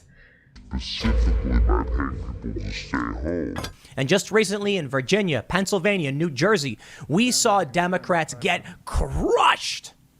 They know what's coming because we know what's happening. You cannot lie when people are faced with the prices at the grocery store. You can tell everyone in the world, in the country, vote for us because the economy is better than ever. And then they go to the grocery store and they're like, why is a box of cereal $7? I got to pay for my kids' food and I can't. And they start to wonder about what happened. Now, truth be told, COVID plays a role in this, of course. Donald Trump is not a saint. He did a good job, though. And Joe Biden is not doing a good job. And most people seem to think that. Tim Pool has such a weird job because his whole job is basically to get in front of this tiny camera, this tiny little teeny tiny 90p camera every day and say, all of your problems are because of that. Trump is not president anymore. No explanation as to why. Like, what exactly is Trump going to do that's going to make companies charge less for food? Whatever, the 6% or whatever that, like, food prices have gone up recently. Is he going to do price controls? Is that what you're saying? You're making $12-15 an hour. Maybe you're working at a Starbucks or a mall food restaurant, and you're not getting a raise. The prices are going up. Here's what happens. You go to your boss and you say, look, man, I got kids. The cost of cereal went up 20%. General Mills announced that. I need a raise. And the guy says, I can't give you a 20% raise, dude. Look, we can give you maybe $1 an hour on top of your $15. We'll put you to 16. But we're going to have to raise prices because the cost of chicken has gone up. The cost of beef has gone up. But beef is through the roof. All of this is getting more expensive, and it's already hard enough on us to raise our prices because it's affecting everyone else. And it's already hard enough on us. So, as a lot of things with this guy, where is he? Party. That one was really weird.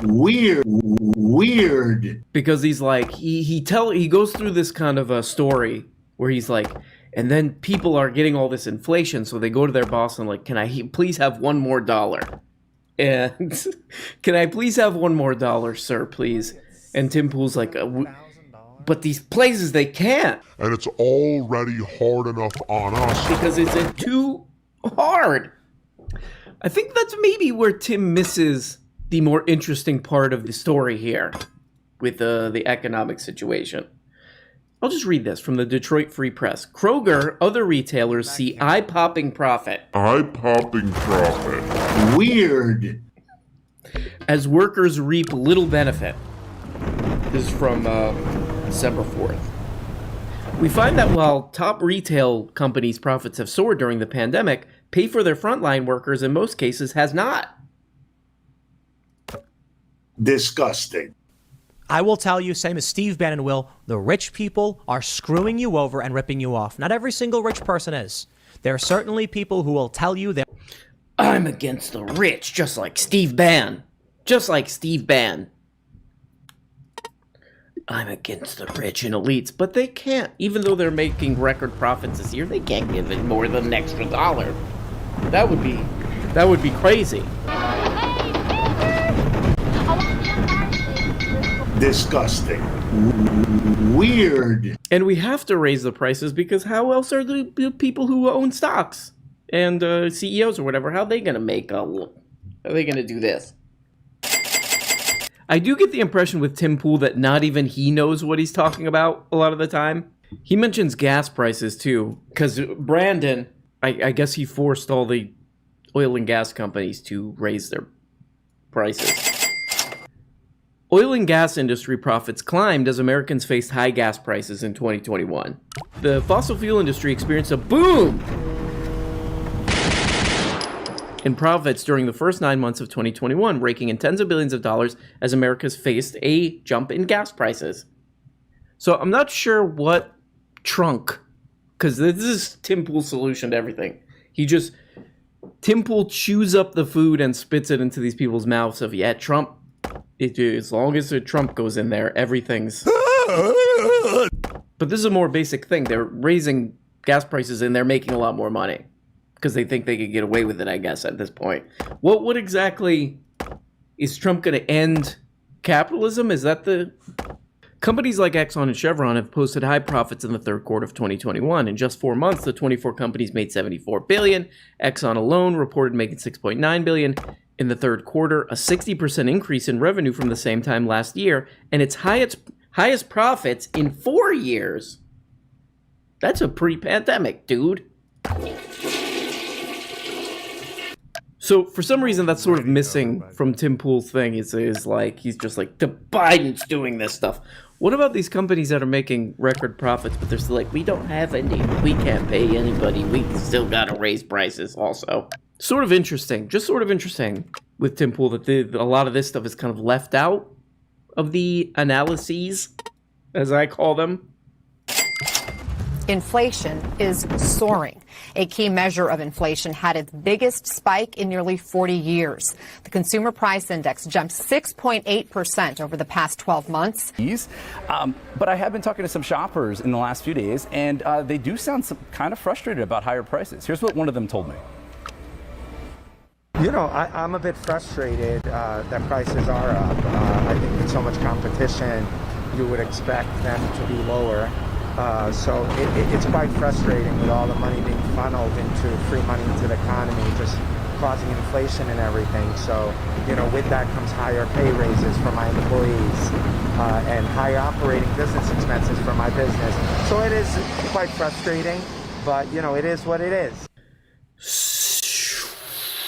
So it's really interesting to kind of watch, like, this is PBS, CNN, all this kind of mainstream media stuff, because it's kind of taboo for them to say, what if these companies just made less profit?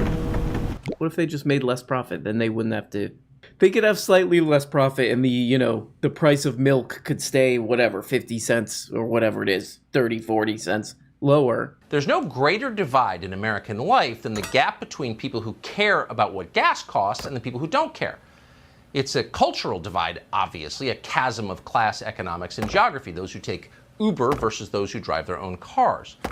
But it's also deeper than that. On some level, the divide is about usefulness. Split the country into two groups: people who worry about the price of gasoline and people who worry about the fact that gasoline is still legal. And ask yourself, which of these groups is more important to the functioning of the United States? Let's see. On one side, you've got lawyers, HR directors, executives at climate change nonprofits, gender studies administrators, finance moguls, brain-dead senators, columnists for The Atlantic magazine, highly paid Netflix producers like Michelle and Barack Obama, and yes, primetime cable news anchors. This would be the grifter class. So why is this happening? Well, it's being done on purpose by the party that hates gasoline. Gas engines are bad for the climate, Democrats tell us. They appear to believe that, but they also understand something else about gas. Cars mean autonomy. If you've got a car, you can go wherever you want. The central planners cannot control you. This guy, you gotta love this guy. You gotta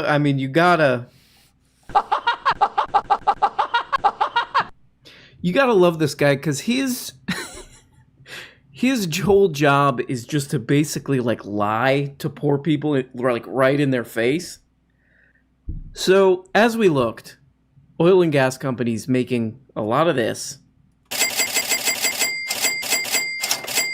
making a ton of that, right? So if you were kind of just a normal, rational person, you would say, hey, those companies, maybe you can make a little bit less of this and I not have to pay an extra, $30, $40, $25, whatever. I have a small car, so it doesn't. Instead of looking at them and be like, why are you doing that? Why are you gouging us? You pukes. He says, you know whose fault this is? The climate change people. People who believe in that. That's the problem. Right, morons? Right, dummies? Yeah, what about those companies? I just read an article. They seem to be doing... No! It's climate change. It's climate change, and it's also, I guess, communists? I guess it's communist. He says the central planners hate that you have a car. Okay. Who? Tucker Carlson is nowhere near as good as the greatest broadcaster of all time, Alex Jones. But there's a similar effect, much worse, much stupider with Tucker Carlson, of just like, this is a Paul Verhoeven sketch, or Paul Verhoeven a news clip or something. Like, his show could be a news clip from RoboCop or something. What I love about Tuck Carlstone is he's against the elites. He's against the elites, man. By being one of them. Okay, he got in and he's like, I'm a mole. I'm a mole and a spy here. And I'm gonna take them down from the inside. I might just walk out here. I might just quit. This might be my last day. That's my dream. That's my dream. Just walk out here. Take my supplements all day. So every broadcast you watch, every broadcast you see, maybe my last. What people don't get is that part of being anti-elite is being super pro giant fossil fuel companies making a ton more money.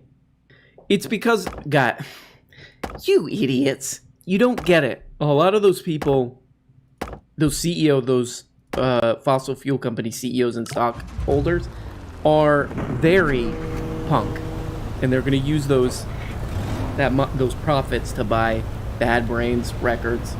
So there we go, guys. Some of the coolest content in the world out there. Fetch the bolt cutters. Okay, haven't played that one in a long time. A lot of cool content, a lot of things to take a look at and be like, I got a few problems with it. You know, what are they doing? Why are they weird? Hi. Unlike my content, which is totally normal. And Lock the gates! There we go. Well, guys, thank you so much. And bye-bye. Hey, guys. You're only getting a fraction of the weekly shows. If you want a new motherfucking episode every day, subscribe on Patreon for as little as 2 bones. You get the patron-only Tuesday and Thursday shows, the Bookablega show where we look at important books, and the goddamn weekly behind-the-scenes show. And for only 25 bones, you could become a producer and get your name up here. Look at these people. These people make this show possible. If it wasn't for them, nothing. We don't have a show. We got nothing, and it's garbage. And we have to just leave. We have to just basically walk away. And we don't even really know where we're walking. That's the truly troubling part about all this. But please, become a patron today. For as little as 2 bones or 5 bones is another level, or 10, or you go the full 25 and get up here. Big special thanks to these people. Love you guys. Love you guys so much.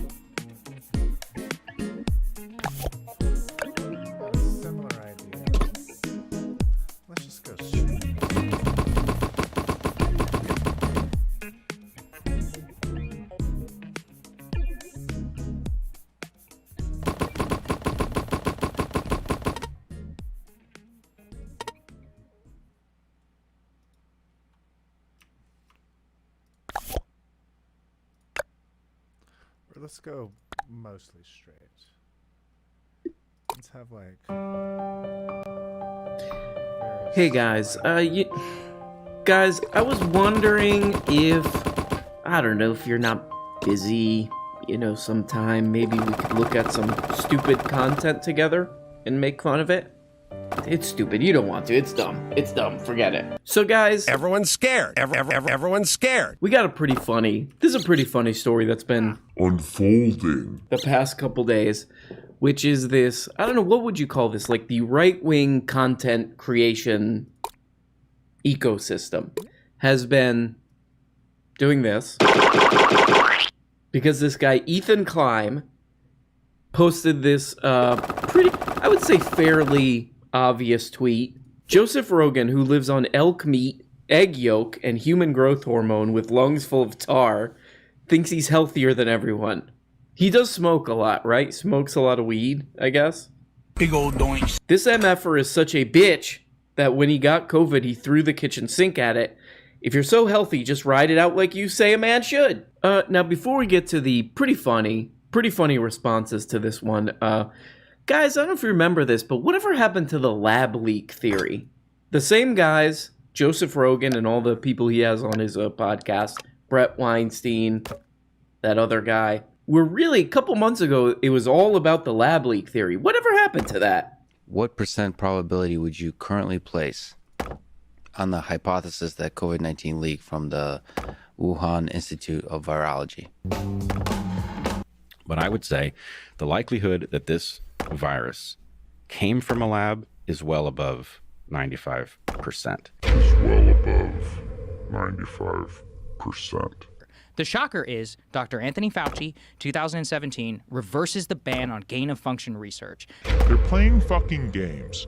How does Fauci get away with standing there under oath and saying... Media, right? It's, 100%. it's all media pressure. Well, And the story that is looking more and more likely, what I would call the lab leak hypothesis, is looking ever stronger. Look, I don't want to sound crazy, but this is basically a global conspiracy. That's kind of nasty. So, a couple things happened in between then and now. One was that the U.S. intelligence, the CIA, and all this crap, they investigated this. And if you read the report, most of the intelligence agencies seem to have gone on the side of it looks like it came from an animal. But the conclusion was, hey, we don't know. The evidence is not there. They never really addressed that. That's okay. That's okay. Also, this happened about 6 months ago. Tucsonian, a guy from Tucson, Michael Warraby, joined 17 other scientists in calling for an open-minded investigation into the origins of the new coronavirus that caused our global pandemic.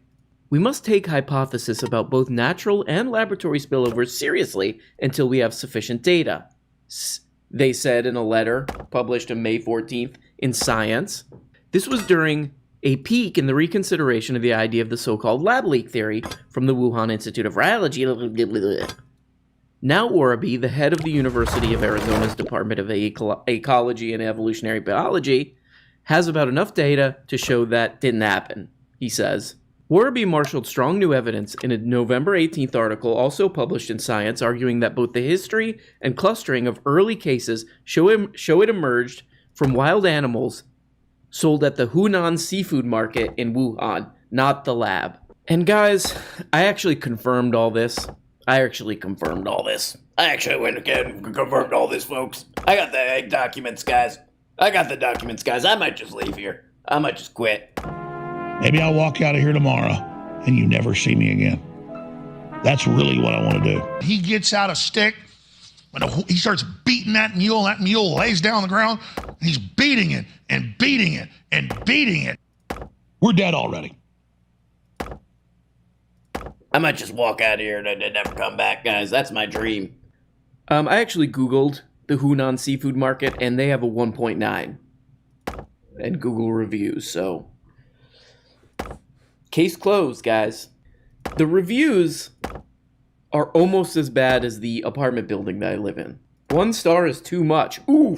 The Hunan market getting killed on these reviews, these 7 reviews. That's kind of disgusting. That's the most disgusting part of this. This market might have been the source of a global pandemic that crashed a couple economies. 7 Google reviews. I can't do this anymore. Garbage dump. So, it's not impossible that the lab thing that these guys were saying was 95 or whatever % certain. It's still not impossible because we still haven't found the exact source and so on. But they're just sort of interesting that the less likely that looks, the less they're talking about it. It's kind of weird. So pretty funny how the ding-dong sphere online has been writing some pretty funny stuff, doing some pretty funny responses to this guy, Ethan Klein. Obese YouTuber. That's a great description. Obese YouTuber. Decrepit YouTuber criticizes Joe Rogan's health choices. Resident YouTube blowhard, Ethan Klein, took aim at popular. That's just beautiful, like high school level framing. Fat moron took aim at cool, popular podcaster and host Joe Rogan on Tuesday, criticizing him for his health and pandemic-related advice. It was not well received. It didn't go well. It didn't go well. Man steps to Joe Rogan. It doesn't go well. Unable to grasp the irony of his statement, Klein, also known as H3H3 Productions, decided it was his turn to be Twitter's main character. So that's the way they're framing it, is, well, he's fat, so this is one of these, what is this called? The post-millennial, one of these kind of, like, Breitbart-y kind of things. His remarks were undoubtedly in response to the podcaster's recent platforming of Dr. Robert Malone, we'll get back to him, a scientist who contributed to the development of the mRNA technology in the 1980s. Wow. Wow. Wow. Wow. A guy who was quoted in the 1980s as saying, "That is my own sperm." It's one of his famous sayings, one of his aphorisms. I have a legitimate question. It's not a dig. Is Ethan Klein saying this because he's an unhealthy, overweight individual? Yes. Sounds like and so, like, it was like when Joe Rogan was talking about being overweight and unhealthy was bad for you. No, this I is- think people take it personally. So if you understand sociosexual hierarchy, right? This is typical gamma male rage against an alpha male, right? This is the basic idea of, you know, someone who's kind of at the bottom of the food chain in terms of preference. This is all pretty solid thinking here. A YouTuber criticizes another, whatever YouTuber, Joe Rogan, about what he's saying to his millions of followers. What's relevant there is the weight, the BMI of the person making the criticism. It's pretty good. So, checks out. Let me get my Sharpay. Check. We're dead already. He says lungs full of tar. Is Joe Rogan a smoker? I didn't. He smokes weed, right? Yeah, he smokes weed. He doesn't smoke cigarettes. But Joe's a cigarettes. health nut. Does he? I don't think so. Cigars. Puffs on Oh, cigars. that's right. That's right. I'm pretty sure he does smoke cigars. But does he inhale? I don't know. You don't Then how would his really. lungs You're not be- supposed to inhale. Yeah, obviously. Cigars. So how would your lungs be filled with tar then? I kind of like that. That was sort of adorable. Like yeah. Do you don't inhale Do you inhale cigars? You don't exhale cigars, do you? Let's go to my dad's drawer and get his cigars and test it. I want to get invited, you know, like one of these guys, Vosh, or one of these guys gets invited to Tim Pool's thing, and they like have a little debate. I want him to invite him. I want him to invite me to this thing, and I'll jump kick those weapons off the wall. I'll be doing this in my pants, and then I go to walk out of the room that I just destroyed, and I turn to them and I say, "That is my own sperm." Point out that this is some of the stupidest advice given out by Ethan Klein that absolutely makes no sense. You're telling Joe Rogan not to take medicine that a doctor is telling him to take? This is the paradox of what he said. Ethan Klein is not a medical doctor. No one here is a medical doctor. No, we all have our opinions. Look, but is Ethan, Bill Gates a medical doctor? Hell no, he's not. But Ethan Klein, to be like Joe Rogan, shouldn't give medical advice. You should not listen to him. You should listen to them. It's like, bro, you shouldn't be giving medical advice. I mean, this is why it's no lie ableist to make, and I'm not even joking anymore. I'm gonna delete all the Tim Pool videos and all. Actually, I'm gonna delete all my videos. I might just walk out of here. I might just delete all these videos. What Ethan Klein said was, why don't you man up like you tell everybody else to do, and don't do any of those treatments that you get. The point that he's making is his audience is not going to be able to afford monoclonal antibodies. They're not going to be able to afford all these expensive treatments. So he's getting out there and preaching the gospel of don't take the vaccine. What's going to happen? They're not going to do this. They're not going to make it rain on the doctors when they get sick. Okay? They're not living in a rich guy fantasy land like Joseph Rogan. Okay? Get it? Get it now, dimwits? You shits, you? The interesting one that I found is like, show me a guy who looks like Ethan Klein, who's like triple vaxxed, you know, gigavaxxer, who's eaten Uber Eats and DoorDash all the time, and yet will scream their head off about you being unvaxxed as a threat to their health. What is the pathology there of someone who clearly has not taken one step? So a little bit of a switcheroo there, because what Ethan Klein is talking about, which it totally makes sense, is what Joe Rogan is saying to his audience, like the misinformation that he's presenting to his audience. We'll look at who he had on his show in a second, but that's what he's talking about. And a large portion of Joe's audience, 30%, over 30% of people in the U.S. are technically obese. A lot of them are going to be young men who are uninsured.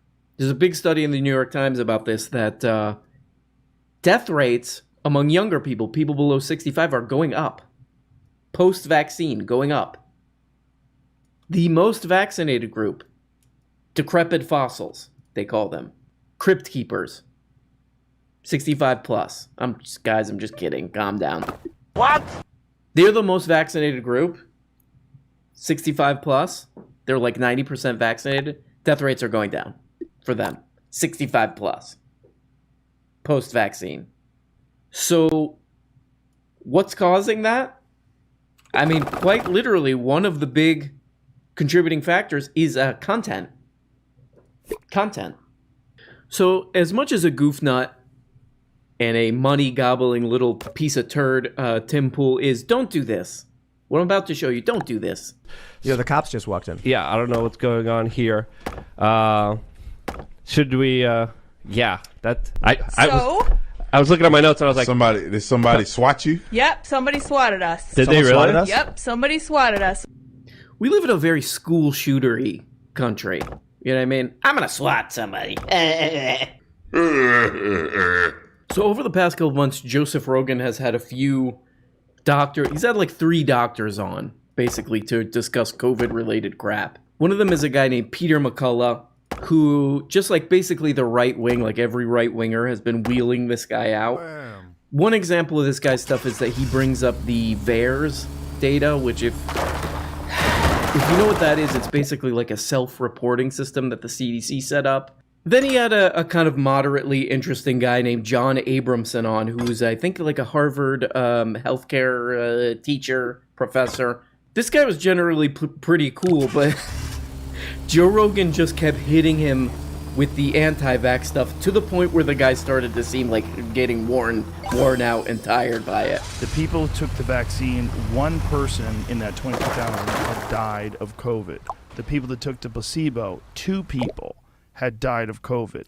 So because 2 people is double 1 people, they decided to say that it's 100% effective. That seems like bullshit, right? Is that? I don't know what Robert Kennedy's looking at, but you cannot say that. That's ridiculous. He was on the Jimmy Dore show, and that's where I listened to that particular assertion. See if you can find that. See if you can find that. Find that. See if you can find that.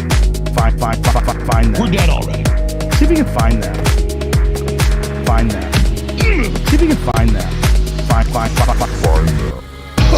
I'm so sick of these criminals. God, please help me. Please, God, help me. Find that. Did everybody get? We're all gonna get destroyed. These are serious killers, serious criminals. Find that. Then he got an episode taken off of YouTube, which was this guy, Robert Malone. And this guy's just I mean, there's no other way to say it, but he seems like kind of a troubled guy. He helped develop some of the research on mRNA. He was very early in researching mRNA, but he seems to like want credit for the vaccine, which hundreds of people, scientists, probably even more than that, developed, worked on.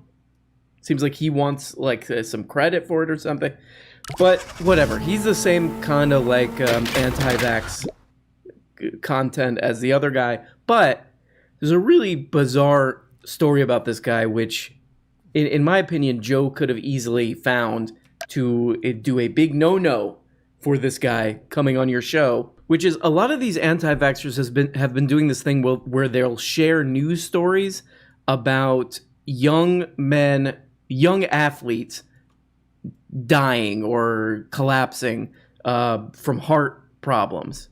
And then they just kind of say, look what the vaccine is doing. And a video was going around on, like, I guess, Boomer Facebook or whatever, where this kid, Jake West, he's a 17-year-old. He was a football player. He collapsed during practice and died of a sudden cardiac arrest. And this guy, who Joe Rogan had on his show, this is a doctor, this guy who did do some research back in the day, in the 80s, that helped kind of pave the way, get the ball rolling for mRNA research and vaccine research. He shared this video and he said, think the vaccine is safe? Look at this kid, he collapsed and died. Problem with that is that the kid collapsed and died in 2013, it turns out. Whoops. I mean, the other problem with that is, like, this is a 17-year-old had this tragic thing happen. You know, this kid dies, and you're using it as, like, I need some clicks off of this. I need to farm some clicks. I need to skim some clicks off of this kid that died 8 years ago. So then that same guy, Robert Malone, goes on the Joseph Rogan program. I watched like half of it because I have Spotify. I watched half of it. And he's one of those guys. This is the most telling thing about Joe Rogan, about Joseph Rogan, that I love about Joe Rogan, is that if you talk like this, yes, we're looking into this, and basically what we found is that if you talk like that and you say things like the probable correlation between, if you just say stuff like that, Joe Rogan will be like, this is a fucking genius. This is a genius. So anyway, back to what I was saying. That guy, Robert Malone, goes on there. Extremely boring to listen to interview. The next day or the next couple days later, he gets Oliver Stone on there. So it's like, it's kind of hard to get away from old Joe. But this guy, Robert Malone, goes on there, compares, it's not even vaccine mandates, if you think about it. So he's comparing either getting the vaccine or getting a test every week or whatever it is for workplaces. He compared that to Nazi Germany, which is not nice, I would say. So just Joe Rogan is just packing quacks, just total lunatic quacks into his anti-vax show now, except for that one John Abramson guy. That guy seems not as much of a lunatic. This is a kind of interesting one. The Red Scare Podcast message board. Does anyone else think Ethan Klein is a disgusting human? He gives off I eat boogers vibe. Something about him seems so vile and disgusting that you'd not want to be within a few blocks of him. Most unwholesome person. And it goes on and on like this on this board. Somebody needs to check in on the Red Scare Podcast fans, I think. So people hate Joe Rogan for a lot of reasons, mostly because he's kicking their ass in the ratings. He gets 11 million views per episode. Do you know what CNN Primetime gets? 0.8. Just so you know. Okay. 0.8 million. Joe Rogan's getting 11 million. They're getting 0.8. So now you know why people hate him. And here's a guy who's a podcast host. Now, I wasn't aware of this. It's called H3H3 Productions. This is a good point. And very relevant to this situation and this argument here, is that this guy says, hey, you're misinforming a group of people in a way that's going to be dangerous to their health. Provably now, by the numbers. Also, you're a ding-dong because they're not all rich. They can't all afford to get these very expensive and very rare, hard to get your hands on, monoclonal antibody craps. So of course, the relevant thing here is view count. View count. By the way, Ethan Klein, one of the most popular YouTubers on the platform. So already, we're off to a lot of this is his is trickle down Hassan information he must have. Hassan is. In my neighborhood, growing up, we used to call those guys meatheads. That's what we would call them. The meatheads had black fingernails where you grew up? They go into kind of dad... I kind of like this. They go into dad jokes. I like that he called Hassan Piker a meathead, too. He is a meathead. Oh my god, this is insane, dude. But But you're about to defend Joe Rogan. You're about to defend Joe Rogan. This guy's a meathead. We used to call these guys meatheads. By the way, like the internet's favorite meathead, he's right. He's right. It isn't. It's so funny. This whole clip is just sort of like somebody who's checked out. He's like, look, I'm doing this. Doesn't matter what I say as long as I hit those anti-vax notes.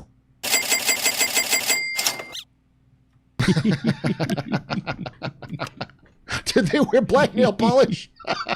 Anyway, it's so funny. The world is funny. Who is that guy? So here's this guy, Ethan Klein, right? So who I never heard of, but boy, look at that face. He looks like he works out. The MFer is such a bitch that when he got COVID, he threw the kitchen sink at it. If you're so healthy, just write it out like you say a man should. That is my own sperm. Boy, people are really pissed off that Joe Rogan beat COVID. People are really pissed off that he gets 11 million downloads per episode. That's all this is. And this guy's pissed off because he's obese and he's super. I mean, yeah, so I guess that's all we got as a reply. You're fat. Well, yeah, he's fat, and a lot of people who follow Joe Rogan are fat too, just statistically. And Joe Rogan's increasing their likelihood even more of dying. I mean, we're just talking mathematically, statistically here. And a lot of these people, you know, their last words are going to be... That is my own sperm. So these are the kind of counter-arguments to this guy, Ethan Klein.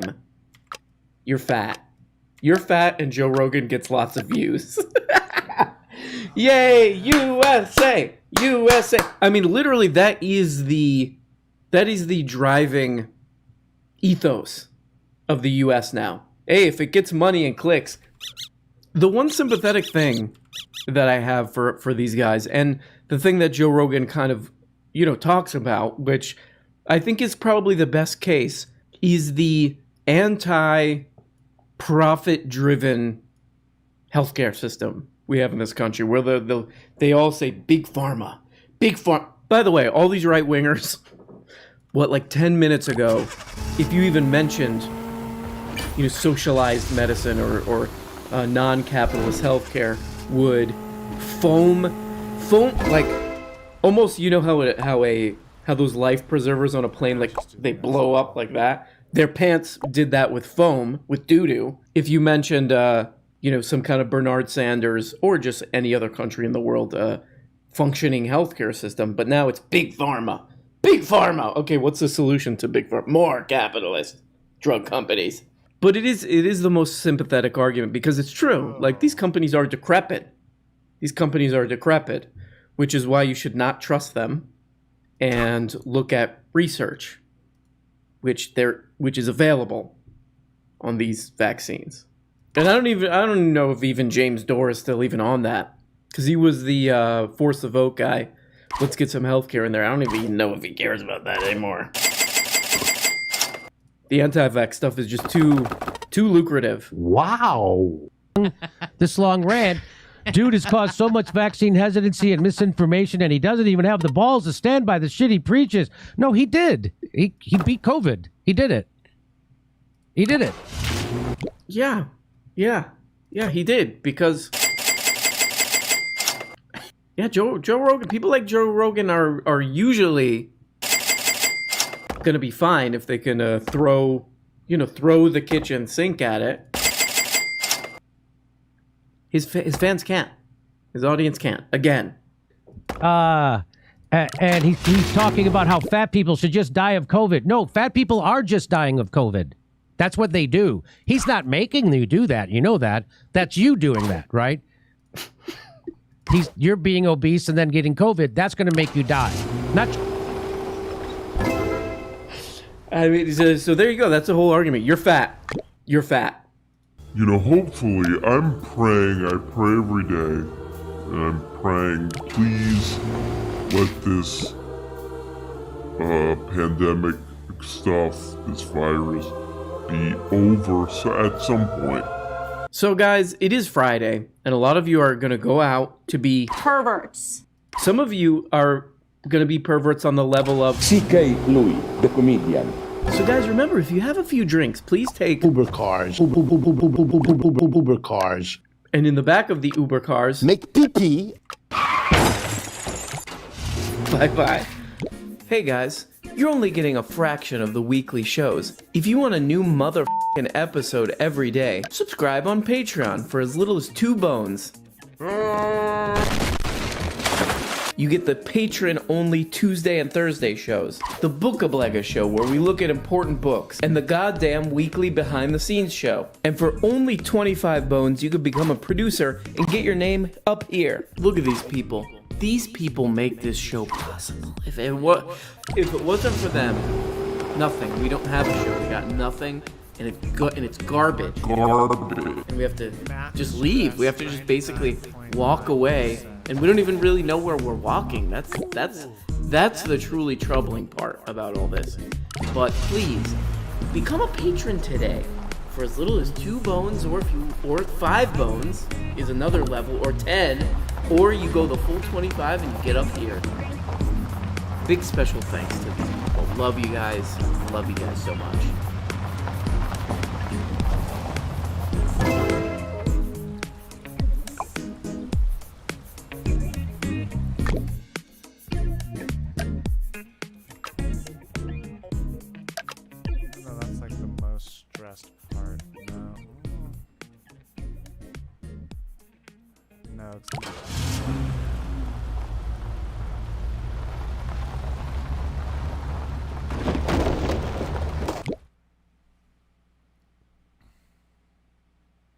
Voice of an animated.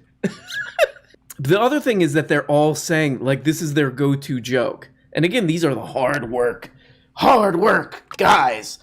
We need hard work. They're all just defaulting to the same joke. Why don't you dig a little deeper? You know? Young Adult, great movie with Patton Oswalt. I might actually rewatch that. Got very important information for you to know that I might watch that movie again. With Charlize Theron. She makes out with Patton Oswalt in there. You could say, you'll never make out with Charlize Theron again. Like, dig a little deeper. The Charlize Theron thing would hurt my feelings. You'll never make out with her. I would like, that's way harsh, man. Oh, that was way harsh. Ben. The irrepressible. Unbelievably fresh. So fresh. What a so pervert. face. Magnificently stupid.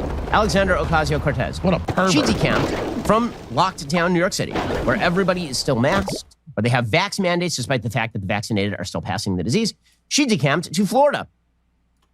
And she was down here in DeSantis' hellscape, right down here in my state, vacationing with her boyfriend. Isn't that nice? Like, that's so nice. She left a locked down state that she helped create to come down here to my state, which she is constantly ripping on, as a hellscape, DeSantis, burning, flaming, Dante Seventh Circle. This is another pretty funny one. This Pendejo. he's pretending to be mad at this lady, Alexandria Ocasio-Cortez. He's pretending to be really pissed off, and his pants are bulged with anger. His pants are foamed up. I may just leave. I may just walk off this set and never come back. I can't do this anymore. And then he's like, she went from the hellhole of New York City, which is locked down, to the open Florida. New York City is not locked down. Again, look up social media posts of people in New York City, or video or whatever, or even like news footage. I mean, people wear masks when they're around other people in line, which you should do. I mean, why not? But it's basically the exact same as Florida. Like, you could see that exact same picture that he's getting foamed about, that he's doing this. That is my own sperm. You could find that exact same picture from New York City. People outside. Outside some... I mean, people are eating outside in New York City. I don't know.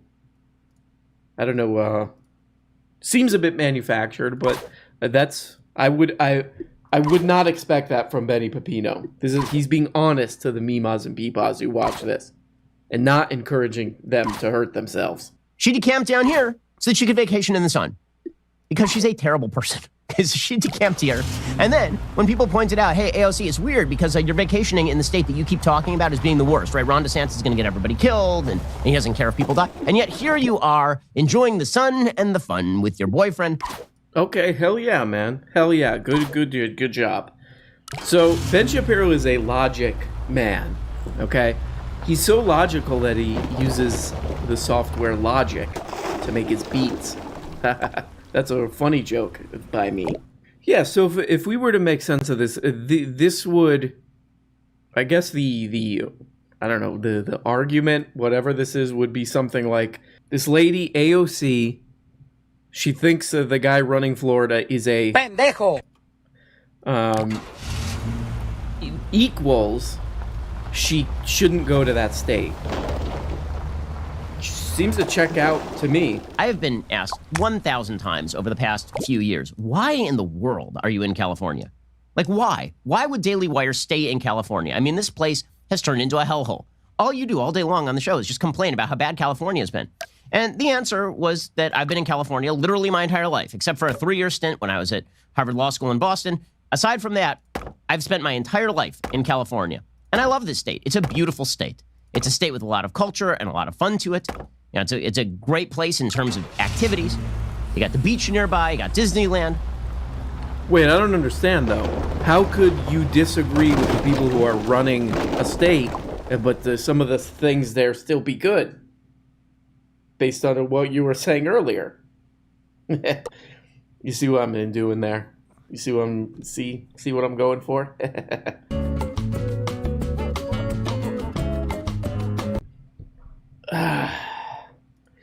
Guys, I wanted to, you know what? I think it's important to admit when you made a mistake, okay?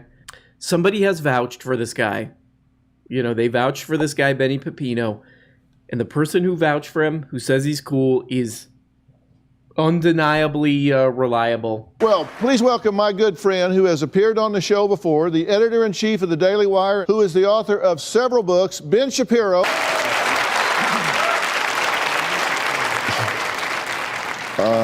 You were drinking out of this water bottle today. You filled this up with vodka, didn't you? And it's still got some in it, a little bit.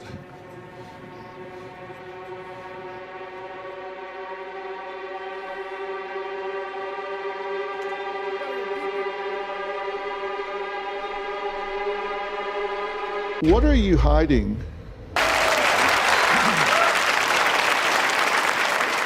Well, guys, we've had a lot of fun today, and I think we've learned a few things. So, thank you so much for watching the program, and don't forget... You're welcome. No. Corporate communism. Hey, guys, you're only getting a fraction of the weekly shows. If you want a new motherfucking episode every day, subscribe on Patreon for as little as 2 bones. You get the patron-only Tuesday and Thursday shows, the Bookablega show where we look at important books, and the goddamn weekly behind-the-scenes show. And for only 25 bones, you could become a producer and get your name up here. Look at these people.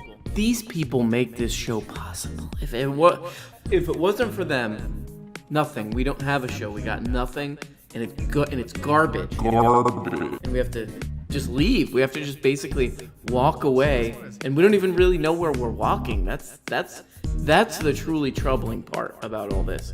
But please, become a patron today for as little as 2 bones, or 5 bones is another level, or 10, or you go the full 25 and you get up here. Big special thanks to these people. Love you guys. Love you guys so much.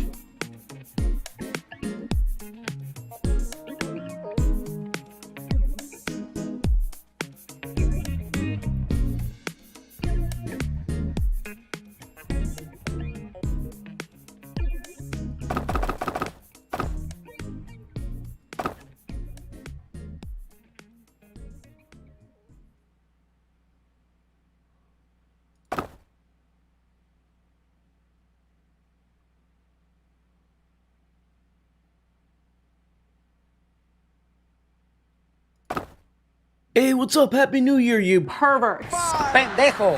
Perverts. Weird. CK Louis. perverts. So, guys, I got a couple messages over the weekend that said, hey, did you hear that Marjorie Taylor Greene got booted off of Twitter? And my first thought was, the kid from Home Improvement? What did he do this time? I don't want to die, Dad. Oh, come on. You're not going to die? But no, I had this crap all wrong. This lady is actually she was elected to the United States House of Representatives to represent Georgia's 14th congressional district. She was elected in a Democratic situation. So Twitter banned that ass because she was posting some crap about how the COVID vaccine is deadly. I may just never come back. I may just never come back. She's basically saying if you take that vaccine, I may just never come back. We'll come back to that, but before we do, I found this amazing. I mean, there's endless amazing videos of her saying things that sound like. Everyone's scared. Everyone's scared. You have a mental health problem. A lot of people say to her, You have a mental health problem. There's a lot of amazing, funny videos of her saying funny stuff, but this one I found extremely interesting. This is a less wacky one, but it kind of shows you who this person is. So here we go. Let's talk a little bit about the looming budget bill, because here's some things that I think you should know that you may not know. It's going to bankrupt the economy, flat and simple. This is a massive inflation increase, and we're already reeling from inflation. Your kids' shoes. It's going to be a payoff to the communist coastal elites. You know who these people are. China. China dominates with over 85% of the market share with electric vehicle batteries. So this is from, like a month ago, and this video is called This Is Where Things Get Dangerous. Margie Green slams Build Back Better bill. And it's funny because for all her, like, QAnon nonsense and I'm not wearing a mask and I shot a gun, like, when it gets down to it, she's just your standard average pro-corporate tax cuts, corrupt, go F yourself politician. She's talking about all this very scary stuff. All this bad stuff is going to happen. You don't want this. You don't want this. What she doesn't mention is what most of this money in this bill would have. This thing's not going to happen now because it is. But she's in Georgia. About over 1.5 million of the almost 10 million people who live in Georgia live below the poverty line. Okay, remember that, because this is where this money would have gone. Child care for working families, universal preschool, paid family and medical leave, expansion of the child tax credit. She never mentions any of that. Never mentions any of that. The elites. Want to know who dominates this market for electric vehicle batteries? China. China dominates with over 85% of the market share with electric vehicle batteries. We shouldn't have government vehicles be electric because a lot of those batteries come from China. Also, by the way, like 20% of U.S. imports, you say overall, come from China. But these batteries, we can't have these batteries. Corporate communism. There's a lot of that recently going on in right-wing media. They just say China. They're like, China. Can you believe China? Can you believe them? They're Chinese. There are definitely problemos going over there in China, but it's all stuff that they seem to like. Like, we're not going to show sissified men on TV anymore in China. And they're like, those are our enemies, but we want to do that too, actually. But, I mean, long story short, TLDR, as they say in the online community, is that all this stuff, none of it makes sense, what she's saying. It's all just about, I don't want to spend money on childcare for working families, paid family and medical leave for working families, universal preschool for working families, an expansion of the child tax credit, which would help working families, especially the 1.5 million people living below the poverty line in the state that she represents. This piece of turd. Wow. So it's kind of what you always get. It's just like, let me say a bunch of bull crap. Let me say a bunch of this. in some flavor that the targets of my crap, I think that they'll like. China. Racism like CRT. I don't want to pay taxes, F poor people. That's the general attitude. It's the same crap with just sort of veneer, just sort of a veneer of like lunacy and QAnon crap and CrossFit. I mean, it's just so scammy. Here, I'll read this. Green's own construction business, however, had a significant history of profiting off of taxpayer-subsidized affordable housing. Taylor Commercial for years has marketed its expertise in low-income housing tax credit. So when it benefits her family, personally, all this kind of government spending, very good. Very good. But when it's like help some people with childcare, or God forbid, like making prescription drugs lower or whatever, that stuff's all gone.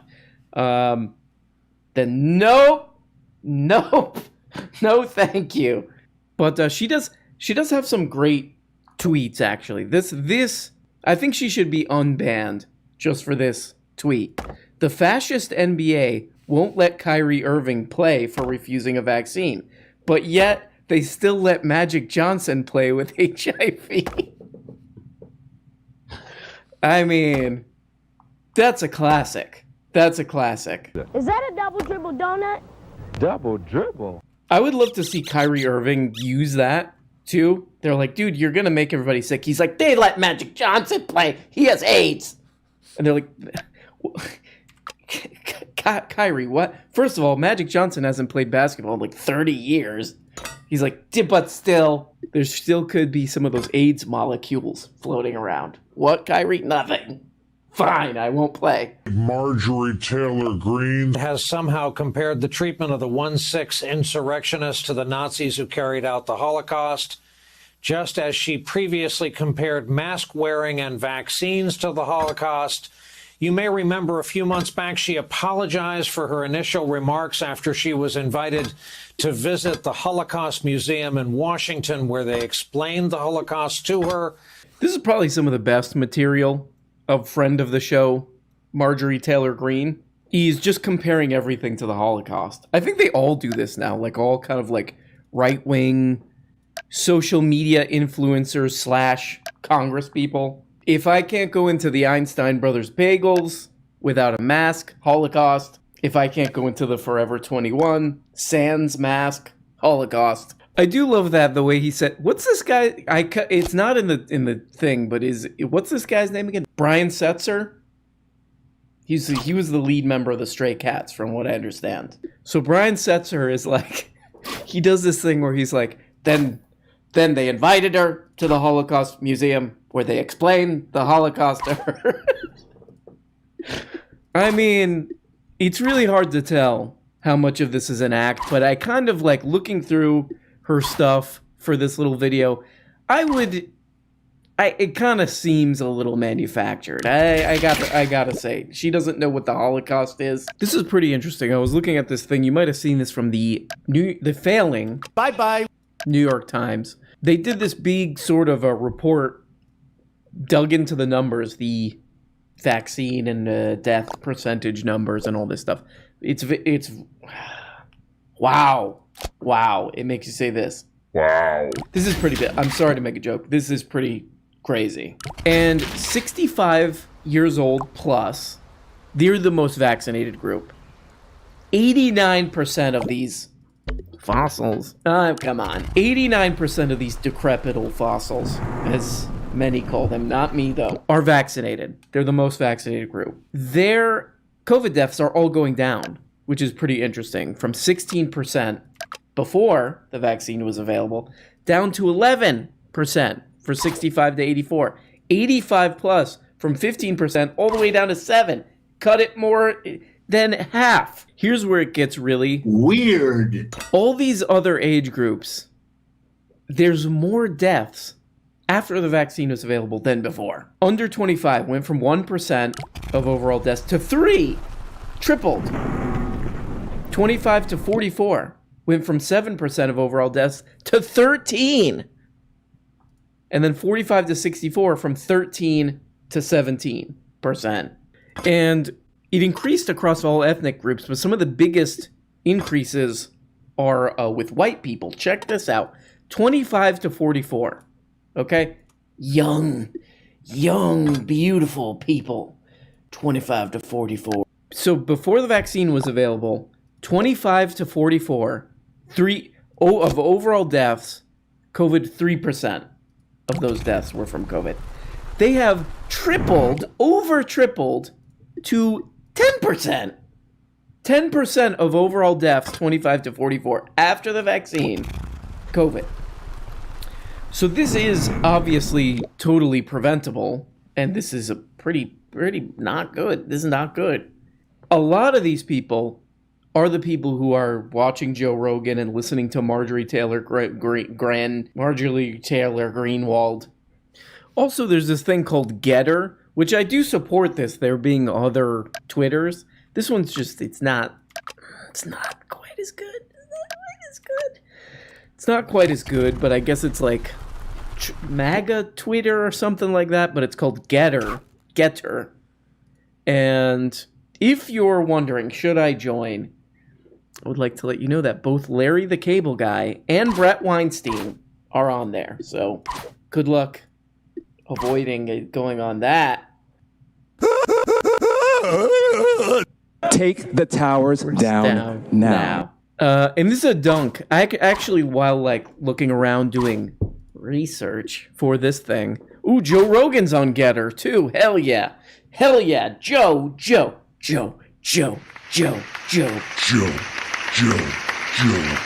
So I actually saw a bunch of this while I was looking around in, the Margie Green universe of the internet.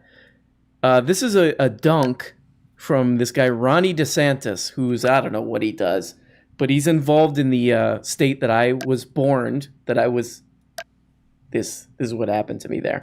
It's a recorded audio of me being born there, Florida. And he dunked on this lady, Ayok. He says to this woman, he says, "Enjoy your vacation, AOC. Welcome to the free state of Florida." And I guess this is a big dunk. This is a big dunk from Ronnie D. From Ronnie D, by the way, you do a quick Google search on how Florida is doing with the whole COVID thing. Not great. Not great despite the fact that they're probably underreporting as well. Still not great. Uh-oh. Florida is not doing good. But I guess this is supposed to be a dunk because it's like, look, AOC, if you were in New York or California, these decrepit hellscapes, which is probably somewhat true, you wouldn't be able to eat outside, I guess is the thing. So I looked up, are you allowed to eat outside in New York and California? Restaurants are open in both New York and California. And if you look, I even went to the extent of, I was like, let me go on Instagram, and I'll put in the name of restaurants, like people tag themselves into restaurants. They'll say, is there similar photos to this in like LA and New York? And yeah, there is. Like now, currently. So I'm not sure. I guess it's like, if you even go to a state that's like that's doing shitty on COVID, that's like welcome here. Yeah, but I can eat outside where I'm from too. Yeah, welcome. So, in conclusionary, if I had to, gun to my head, had to decide, is this lady, this Marjorie Taylor Thomas Greene lady, good or bad? I'm going to have to go thumbs down. I would have to go a hard thumbs down on her because I don't like it, I guess. Except for the Magic Johnson tweet. The Magic Johnson tweet does, getting a bunch of people killed unnecessarily for her own benefit.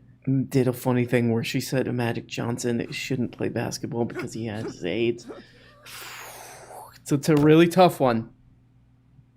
Perverts. Well, thank you so much for watching. You guys are a bunch of Perverts.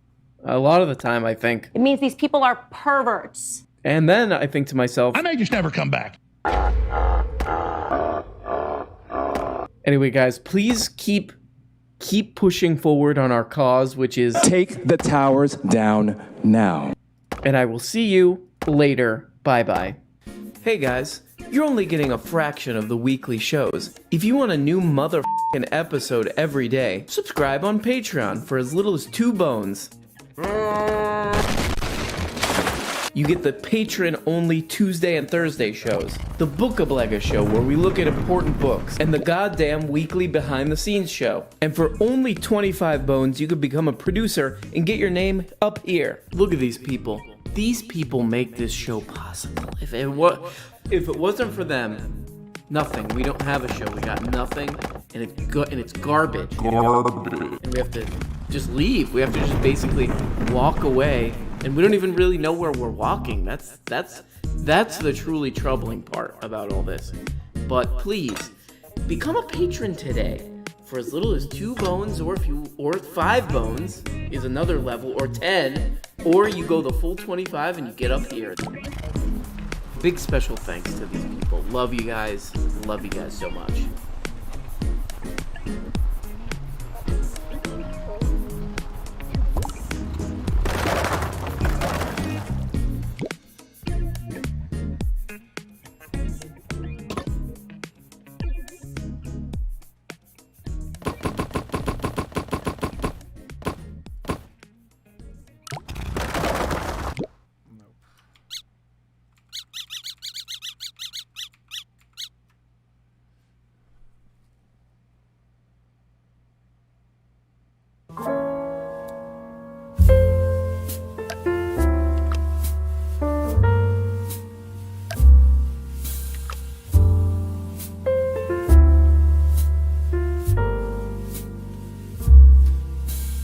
Toilets and doo-doo.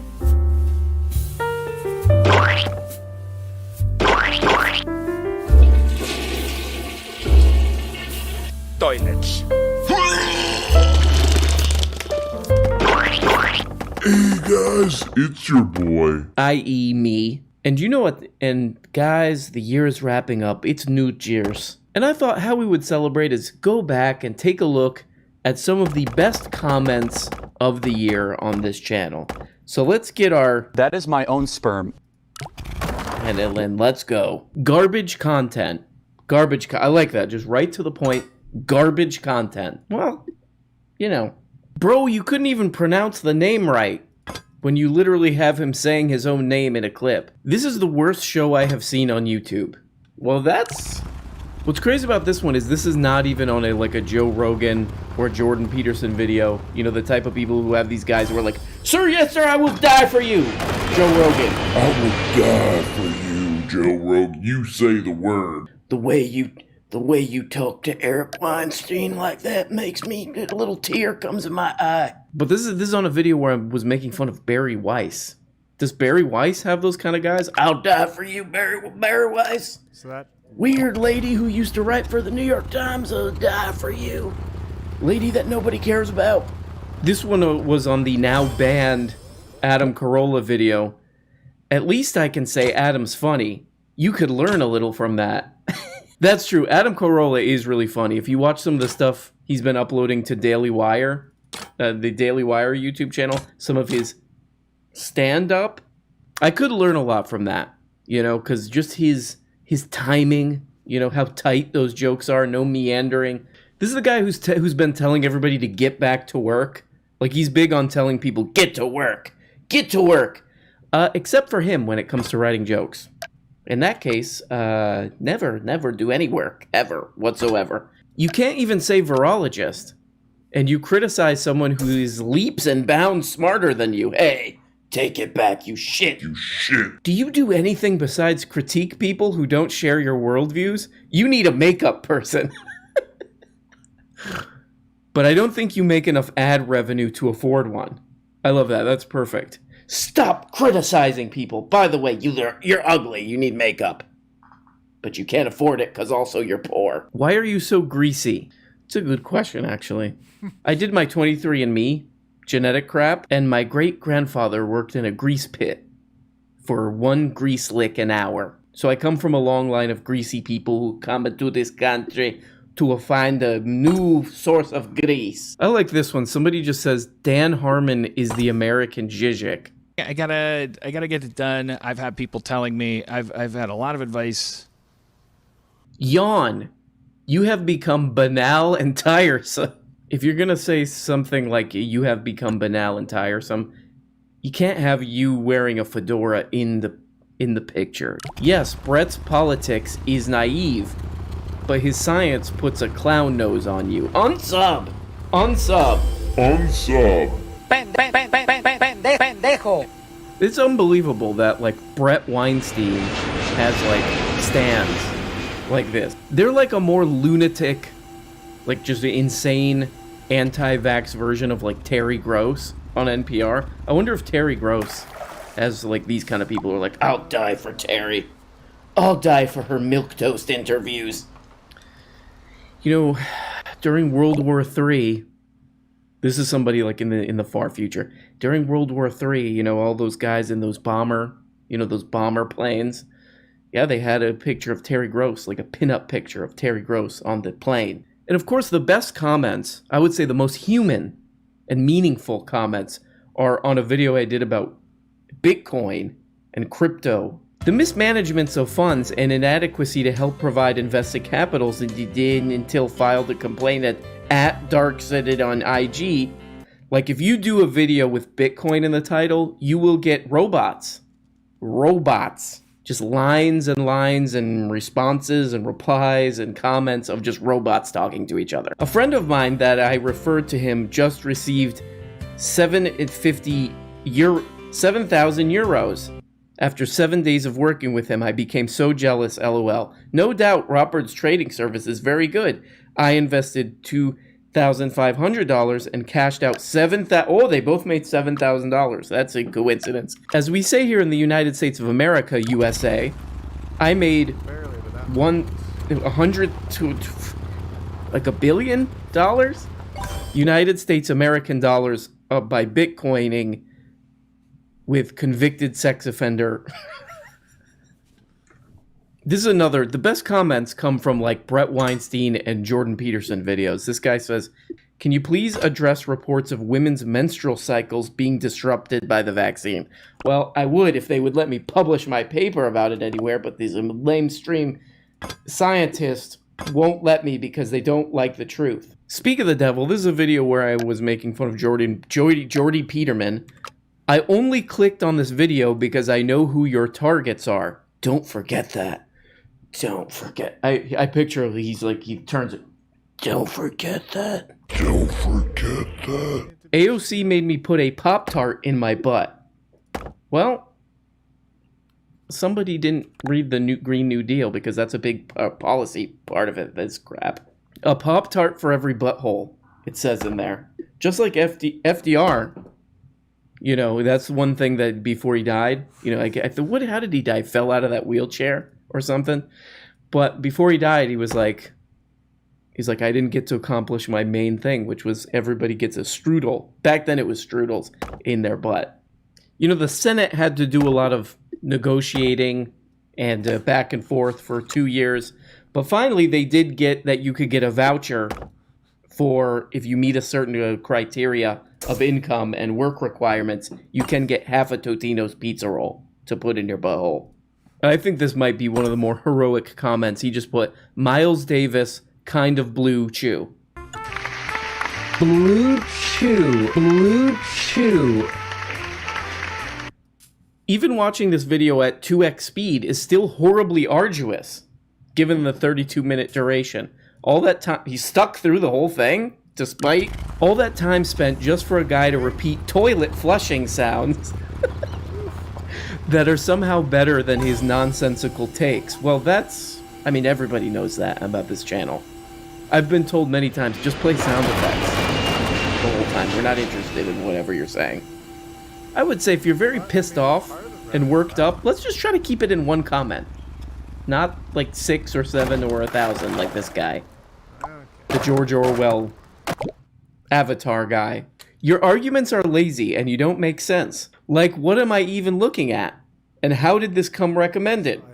Can you maybe write your sentences down on soft paper then I would at least be able to put it to good use and wipe my ass with it. Oh, now I get the soft. Now I get why it's soft paper. Very good.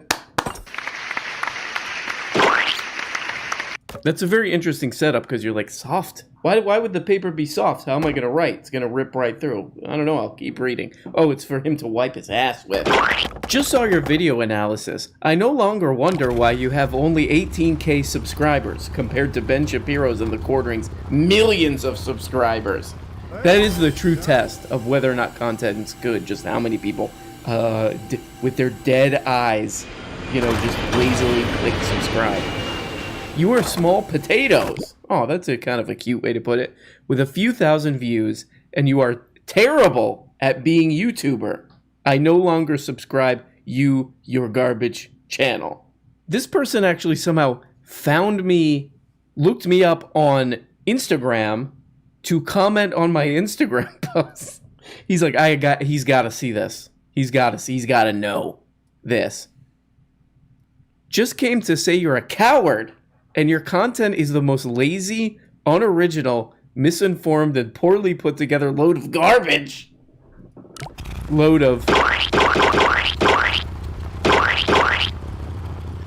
I've ever watched. You're trying so desperately to be a left-wing Steven Crowder. That is true. Vincent Gallo sucks. Vincent Gallo sucks. Tim Pool sucks, and the creator of this video is no better. I don't know how I'm going to argue with that one. You have no idea, you stupid shit. You stupid shit. Shit. You stupid shit. Shit. Just being Captain Obvious, but it's Jar Jar Binks. You obviously don't like it that much. And I replied, are you sure? I just Googled Brinks came up. I was trying to convince this guy that it's actually Jar Jar Brinks. I don't know why. Wow, you are the dumbest commentary on the internet. This whole video meant 0. Jeez. Take it easy, man. Yikes, dude, you are cringe. Let's see if that just... That's not nice, man. Your channel won't make it. This guy's, yep, you're not gonna make it. You will fail. I don't like your content, you will fail. Well, there we go, guys. Just a beautiful look through the greatest comments of our time. Guys, look, I hope you go out and party. Shit. Look, you do what you want to do, okay? I'm not here to tell you how to live your life. But I would recommend Uber cars. Uber cars. Oh my god. Oh my, wow.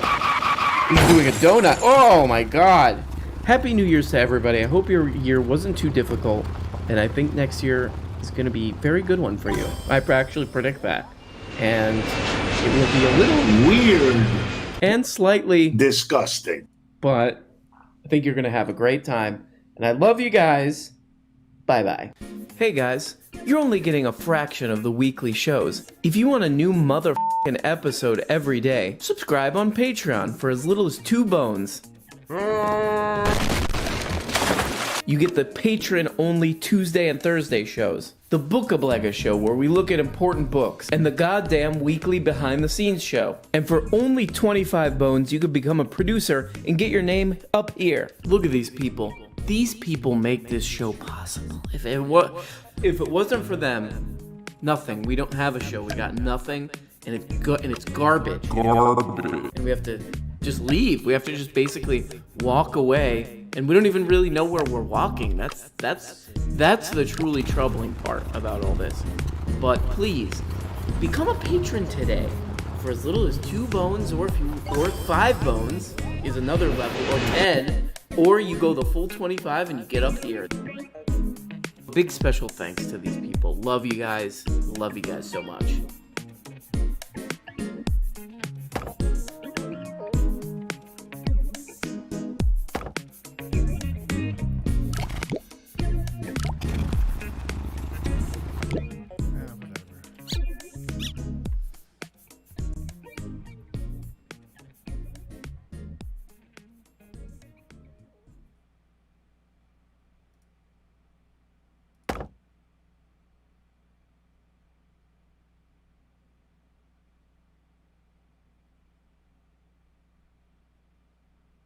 Okay, guys, welcome to the show. I don't know if I can do this anymore. Indicator. I'm serious, man. I'm 2 inches, folks, from walking out here forever. Can't do this anymore, man. I don't know if I can do this anymore. See, I just can't get mad on air anymore. I may just never come back. You know, I mean, seriously. I don't know if I can do this anymore. I don't know if I can do this. Okay, guys, welcome back to the show. This is a weekly segment we like to call What's Ben Shapiro Up To? Let's check in on him. I'm sure he's acting normal. One of the most popular political personalities online. I'm sure he's saying sane things that are going to help people's lives. Welcome to the first annual Media Fibbies, a year-end review including awards for the dumbest, the worst, the cringiest, and the wokest moments from mainstream media in 2021.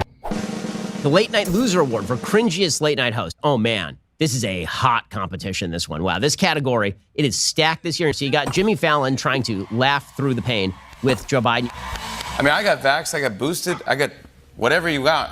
If you want me to wear red pants, I'll wear red pants. You got Stephen Colbert, who's just turned his show into the Democratic Socialists of America roast every evening. Vaccine!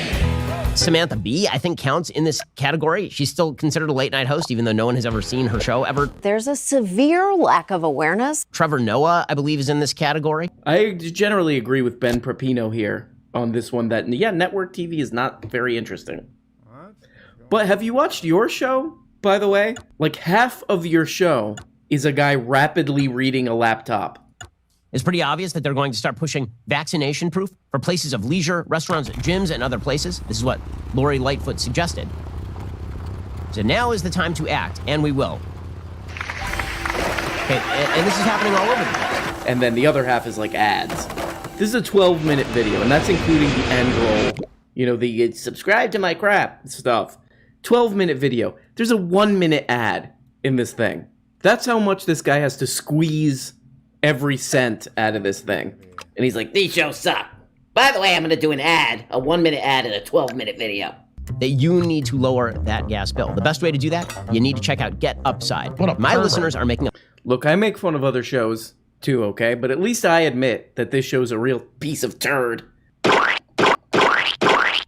Most nationally damaging fake news story. This year, I'm going to say that it is the media's fake panic over COVID. What a pervert. These case numbers have been a pretty good GPS of where we are heading. They're literally headlines every day about how dangerous Omicron is. Meanwhile, the data show that to date, one person has been documentedly killed by Omicron in the UK, which means O.J. Simpson has killed more people than Omicron. Wow, this is a really funny satirical awards show. We'll come back to the COVID bit in a second, but something struck my ear kind of weird, because I've basically lost my mind watching these right-wing videos. I may just never come back. And that's when he said the thing about O.J. Simpson. I was like, where have I heard that before? And then I remembered where I heard it. These are mostly peaceful protests. First of all, mostly peaceful is the most, it's the loosest, most loosely defined, arbitrarily applied term in history. Well, O.J. Simpson was mostly peaceful that night. O.J. Simpson was mostly peaceful that night. For like an hour 15, he was really not peaceful. But for the other... Okay, that's okay. That's okay. Sometimes we get one joke and we're like, ooh, this one's so good, I'm going to just squeeze this into every scenario. I'm going to squeeze this into everything now. O.J. Simpson did mostly good things that night. I would vary it up a little bit. Be like, Kato Caitlin mostly didn't see murders that night. Like, let's mix the crap up a little bit. Kill him.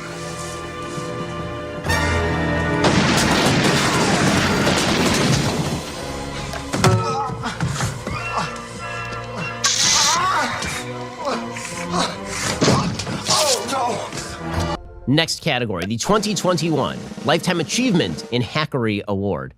Wow. Another competitive category. I'm going to go with someone who's young, a little young for a Lifetime Achievement Award, but has really demonstrated true hackery above anyone else on TV at this point. And that, of course, is Brian Stelter over at CNN. Whoa. Weird. Shocker. That's a twist. Most overpriced TV host. George Stephanopoulos gets paid like $15 million a year, which is incredible for a man who has never demonstrated ability to do things. I'm George Stephanopoulos. Who imagined when they were inhabiting the headquarters of Keebler as a Keebler elf, that he would be making that kind of money. Landslide. It's an incredible achievement. I might be misunderstanding what he's saying. Like, I even looked this up at like George Stephanopoulos Keebler. Then I looked up like the War Room. I looked up like anything George Stephanopoulos has to do, and I was like, Keebler. Maybe there's some inside baseball politics thing that good dork thing that I'm missing here. Couldn't find anything. So is Ben Shapiro making like a short person joke against this guy? I mean, look, me and Ben are in the same boat, okay? Again, I talk about this on this channel many times. You know, my doctor did tell me I'm a borderline dwarf. So I don't go around as a miniature person. I don't go around telling people, hey, shorty. Hey, shorty. Telling someone who's like 2 inches taller than me, hey, short stuff.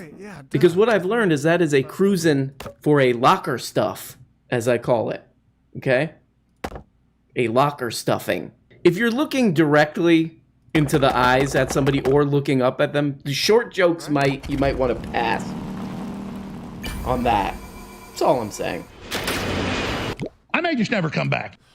What a pervert. Alrighty, now we get to the big categories, because we're reaching the end of this show. Worst host. Wow. Bed made of money. So much competition in this Ben category. Shapiro. We had to expand the category. It used to be 5, now it's 10. Benjamin There's Shapiro. only one host, I think, who's really fit for this category, Ben as it Shapiro. turns out. Worst host. Just bad at being a host? No. Unwatchable? Samantha Bee. There's no redeeming quality to Samantha Bee. People are hungry. I mean, again, this is true. Like, look, I'm not watching Samantha Bee, okay? She was actually kind of funny on The Daily Show, actually, from what I remember.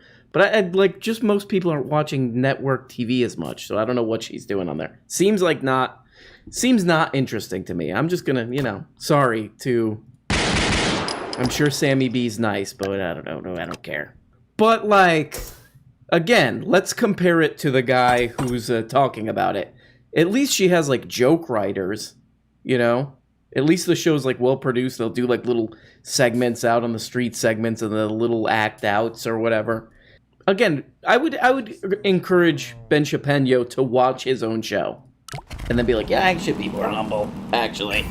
I should be a little bit more humble because this is unwatchable crap. And also, like, your company is putting up people like Michael Knowles and what's the guy with the beard and all that. I mean, literally, I would say probably some of the least charismatic people, not just on YouTube or in the world now, but who have ever existed. And we're talking about going on to the Roman times. So, I'm just saying, let's have a little perspective. It's toward the end of the year.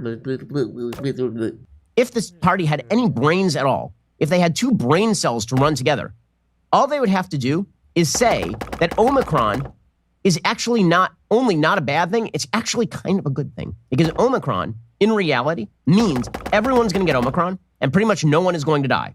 There's news out there. So what Joe Biden should have said in his little speech the other night, he should have come out and he should have said, listen, I know Omicron looks scary by the media coverage, but let me give you the actual stats. According to South African data, this thing is 80% less likely to kill you than Delta, which means that statistically speaking, Omicron is less likely to kill you than the flu. So Ben Shapiro from the beginning of this thing has been in the get back to work camp like the rest of his comrades. And, there could be a more nuanced discussion about like, what really do we do now? A lot of people are just like, they're like, screw it, I don't care, I'm going out, whatever. There's a discussion to be had there, but just to address what he's saying, it's definitely misleading, but it is true. Again, it's great that it's less deadly, it looks like. Again, they're still researching this stuff. Nobody knows for sure yet, but it's looking like, so far, that it's less dangerous in that way, putting you in the hospital and so on. However, what he's saying is still very stupid and very irresponsible. I'll read this from the New York Times. Even if Omicron does turn out to be a milder than other variants, it could still push hospitals to their limits. A smaller fraction of Omicron cases may require hospitalization, but if the number of Omicron cases is much bigger than in previous surges, there will still be more seriously ill patients to treat. And in the United States, those Omicron cases will stack on top of already high levels of hospitalizations driven by the Delta variant. Here's a good way to think of this. What if there were 2 O.J. Simpsons, right?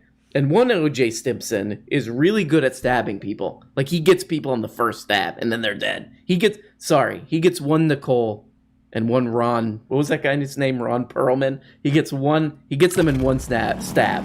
And then there's another O.J. who he can barely stab anybody. But the bad stab O.J. is he's just going at everybody. He's going to get a lot of stabs. Okay, moving along to the next little segment here. There's this, I think I got one of these as an ad, actually. Ben Shapiro and Jordan Peterson, and I don't even know how to describe this. It's just sort of them, like, walking around, but I guess it's to humanize them. But why? They're weirdos. I think that's why people like them. It's like, Ben Shapiro knows what he's talking about. He's a weird guy. He reads all those books or something. Like, that's... What makes you a better person is the adversarial element. There's this idea in neurophysiology called opponent processing. It's really cool. So if you want to move your hand really smoothly this way, you can do it like that. But it's nowhere near as smooth as if you do this. You can be absolutely precise. So you really tense this hand against this hand, and then this one relents a little bit. It's absolute precision. I mean, this guy's still super popular, and it's still as baffling as it was when this guy first blew up on the spot. When he first rolled up and said, "That is my own sperm." And the theory has always been he's the dad to these disaffected Utes. He's their dad. But you watch something like this and he's not really a dad. He's more like a weirdo at a bad party. A guy who's like, you do this and it's persistent. And you're like, yep, okay, where's my friend? I gotta get out of here. He's like, yeah, so check this out. It's like this? Yeah, no, that's bad. You do like that is better. And you're like, okay, man, thank you. Just keep it over. You almost hit me, you idiot. Look, Jordy's been through a lot. Let's not give him too much of a hard time. The thing is that no matter where the conversation... Right, which is how a man would understand a woman. It's like she's like me, except smaller. Right, exactly. Right. And then, once she starts to bear children, then he calls her Chava, right, Eve, the mother, which is the same root of life and Chava, right? Chai is the same root. So it's... is that etymologically related to the word for chaos? Do you know? In Hebrew? Hebrew? Yeah. Like at the formless chaos at the beginning of time. Is there a relationship between that and Eve's name? I don't think so. I'd have to check it. But I'm sorry. That's some. You know what? Like, sometimes I'm like, oh, I just want to make fun of these guys. I kind of feel sorry for Jordan Peterson. I feel sorry for Jordan Peterson a lot watching his videos. I'm like, I'm gonna make fun of this guy. Then I'm like, oh God. I mean, Ben Shapiro knows a lot about this stuff, clearly, and it's kind of interesting what he's talking about. So he's going on and on about this, and then Jordan Peterson, he's like, is that like the chaos stuff that I talk about?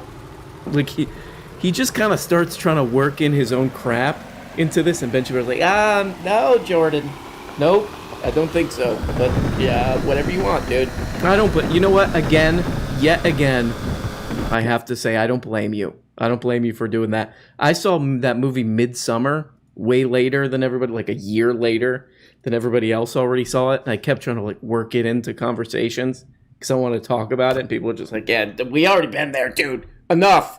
We're not talking about that. Oh, sweet Jesus. What a shocker. Another Daily Wire ad. This is really, we're talking hundreds of thousands of dollars of ads in this thing. The left is everywhere. Oh, they're trying. Oh, look, communist is down there, and he bit me right in the penis. The left is everywhere. By the way, we get tons of money funneled into us to run hundreds of thousands of dollars of ads on YouTube. Hello, boys and girls. My name is Matt Walsh. I am a children's author, and I've written a book called Johnny the Walrus. This book is all about identity and imagination. What is identity? Does anyone know what identity means? No. Do you know? You know what identity is? Pervert. No? Okay. It's who you are, right? That's what it means. Now, who likes to pretend to be things? Is there anything you like to pretend to be? How about in the back? I like to pretend to be a ninja. That's a good one. What about you? All right. Well, we all like to use our imagination. Sometimes I use my imagination. I pretend to be a monster. I chase my kids around because I'm big and ugly, so I could be a monster. I don't want That's what this book is about. It's all about a boy who pretends to be a walrus. He identifies as a walrus, And his mom's a little silly. She takes it seriously and thinks he really is a walrus. That's silly, isn't it? So what is this thing doing on the floor? We don't have to worry about that. We're going to read the book now. Okay. Johnny's a boy. That kid just handed this guy gold. What is this on the floor? You could have turned a whole segment into that. And he's like, wait, we got to stick to my whatever weird anti-trans thing I'm doing. With a big imagination. One day, he's a dog. The next day, a crustacean. It's like a crab or a lobster. One morning, he came downstairs barking and clapping. Wood spoons for tusks and sock fins a-flapping. What? Spoons in his mouth. He was pretending to be a walrus. I'm Johnny the Walrus, he said with a roar. The wood floor's my ocean. The carpet's my shore. He's swimming around like a walrus. Isn't that silly? You're hurting Johnny's the kids. mom loves her son's make-believe time. You're Johnny the Walrus till you change your mind, Mommy says. But Johnny's mom's phone said it's not just pretend. So she went on her phone, and there were people telling her that this isn't pretend. He's really a walrus. Only a bigot would say that. How dare you offend? What's a bigot? Anybody know? A mean person, right? This is child abuse, right? Like, we're watching, they made an ad out of abusing. Whatever happened to, like, keep politics out of the schools? Keep politics out of the schools. And he's like, what's a bigot? Everyone calls you a bigot. What's a bigot, kids? My ex-wife called me a bigot, and now she's dating a tennis instructor, and I'm what a bitch. Mommy was told to take John for a checkup. All these people are holding signs. Johnny is a real walrus, one sign says. Human walruses are real walruses. Let Johnny transition, all these people are saying. You'll need to eat worms and to put on gray makeup. The worms give you whiskers, the gray blends you in, the doctor says. And a simple procedure. I love that the kids were so, like, the most emotion from the kids was during the worm part. Kids, if you ever want to get, like, a kid on board with some stuff, like, when I was, I went home for Christmas, there were some little kids, just talk about, like, some gross, like, worms, or, like, what if a dog barfed? And they're like, yay, yay. Cuts feet into fins. The doctor wants to cut into Johnny and make him into a walrus. It's gross eating worms, Mom. They're all so dang twitchy. He doesn't want to eat worms. It's not bad for you. I thought I didn't eat worms, but I did. Wood spoons kind Man, shocker that the acting career or the comedy career or whatever that didn't work out for this guy didn't work out. These kids are like firing all this like, and he's like, really rolling with the crowd there, buddy. Really taking the gold that they're giving you and using it. Really great, dude. And a hurt, and the makeup is itchy. Deep down, Johnny's mom knew that something was wrong. Look at Johnny. He's dressed up like a walrus, but he's not having a fun time. What a pervert. But she felt so much pressure, she just went along. The internet people knew just what to do. She went back to the internet to look for answers. I mean, okay, I can't watch any more of this because I'm thinking to myself, I may just never come back. But this is how much money these people have to spend on ads. That they're just like, yeah, I don't know, throw the whole thing of this 4 minutes and 20 seconds of the least charismatic man on the planet reading a book. Why not just say trans people are weird? End of ad. Bye. Meanwhile, Nancy Pelosi, again, these are the people you want to lead you. I'm not going to stop saying this. Stop asking these people to lead you. They are corrupt. They don't care about you. They care about their own power. They've convinced themselves they care about you. Okay, I'm not saying they're not sincere. I'm saying they're delusional. They are sincere. They sincerely believe that they are helping you. It just so happens they help themselves around the edges a little bit too. I mean, does it really matter? I mean, if you are, they just have to take a taste, just a little taste. So Nancy Pelosi yesterday, she was asked about members of Congress trading individual stocks. Now, I'm of the belief that once you're in Congress, you should not be able to trade on the information that you receive in Congress. Yes, very good. Very good, Ben. Holy, me and Ben might be sleeping on a bed made of money together soon because he nailed this one. He nailed this one like this. But it's almost kind of like, oh, you sweet boy. He's like, This is corrupt. This is corrupt. Can you imagine? Can you imagine the government being used to enrich already rich people? That's crazy. Also, yes, like Nancy Pelosi, I mean, she's like a cartoon character. I mean, she's beyond Lucille Bluth. She's like a cartoon character of a corrupt, out of touch lunatic. It's astounding. Hearing Marxist-leaning Nancy Pelosi talk about what a wonderful free market system we are. But it's baffling. Like, in the same breath, he's like, I can't believe this coming from borderline Marxist Nancy Pelosi. He literally says that. I mean, this is the level we're operating on around here. The person who's defending insider trading in a government run by large corporations. She's a Marxist. She's a Marxist.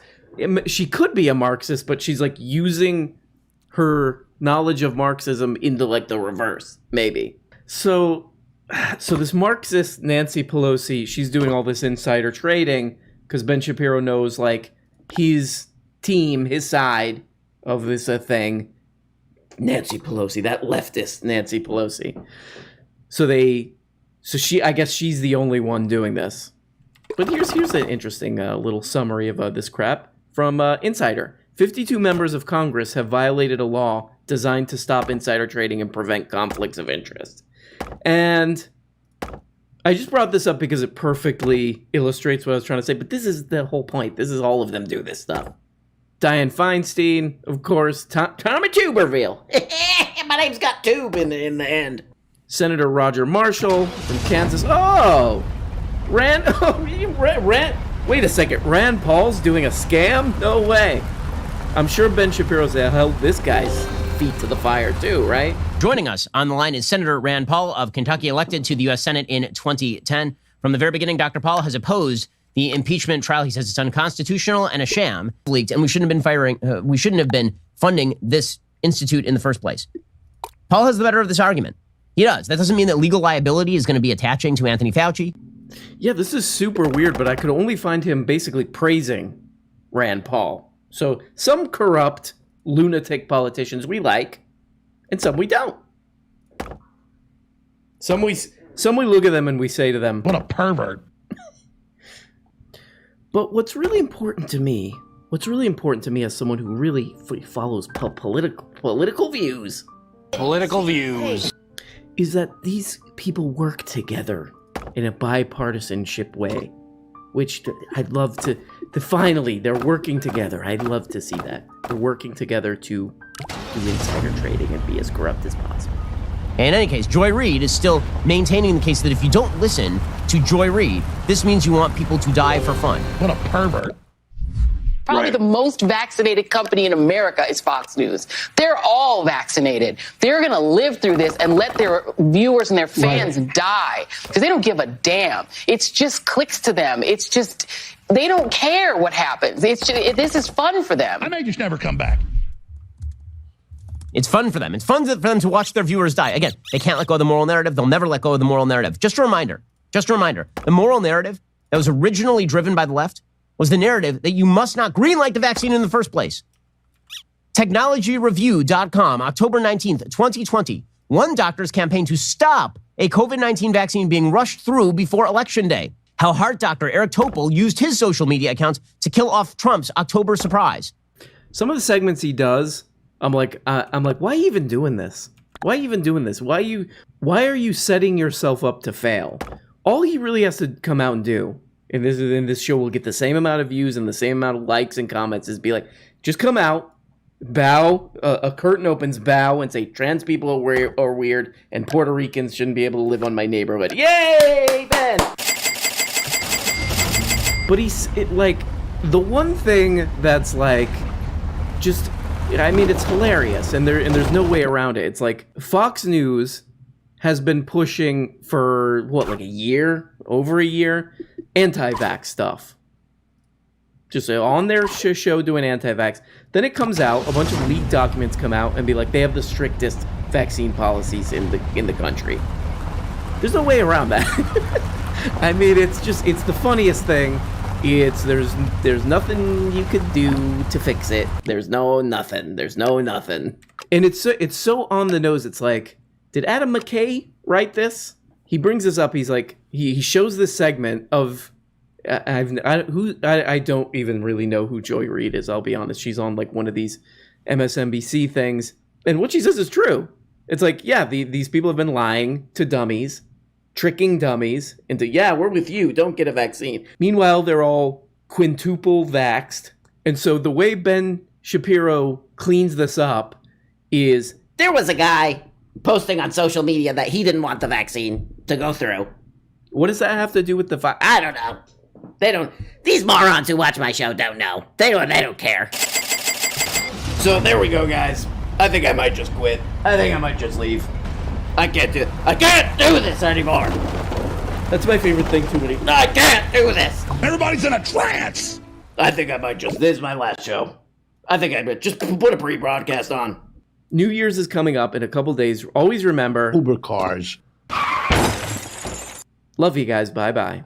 Hey guys, you're only getting a fraction of the weekly shows. If you want a new motherfucking episode every day, subscribe on Patreon for as little as 2 bones. You get the patron-only Tuesday and Thursday shows, the Bookablega show where we look at important books, and the goddamn weekly behind-the-scenes show. And for only 25 bones, you could become a producer and get your name up here. Look at these people. These people make this show possible. If it wasn't for them, nothing. We don't have a show. We got nothing, and it's garbage. And we have to just leave. We have to just basically walk away, and we don't even really know where we're walking. That's the truly troubling part about all this. But please, become a patron today. For as little as 2 bones, or 5 bones is another level, or 10, or you go the full 25 and you get up here. Big special thanks to these people. Love you guys so much.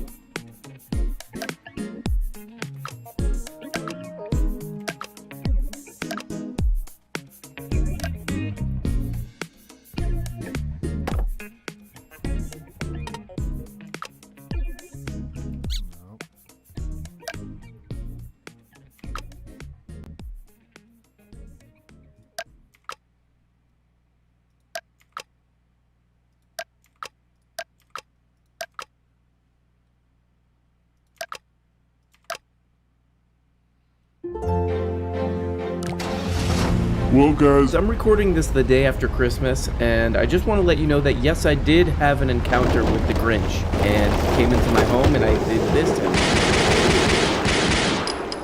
And then I said, that is my own sperm. So I think today will be a really fun one, because we are going to be looking at the documentary of a guy named Tuck Carlman. He sounds like this. You are morally obligated to beat a kid in Walmart. That's one of his beliefs. You got to beat a kid at Walmart, and he's really been pushing that lately. So he's been making these amazing documentaries, and one of them is called Patriot Purge. Patriot Purge. How much of what we were told about that day is a lie? If that was an insurrection, it was the most poorly conducted insurrection ever.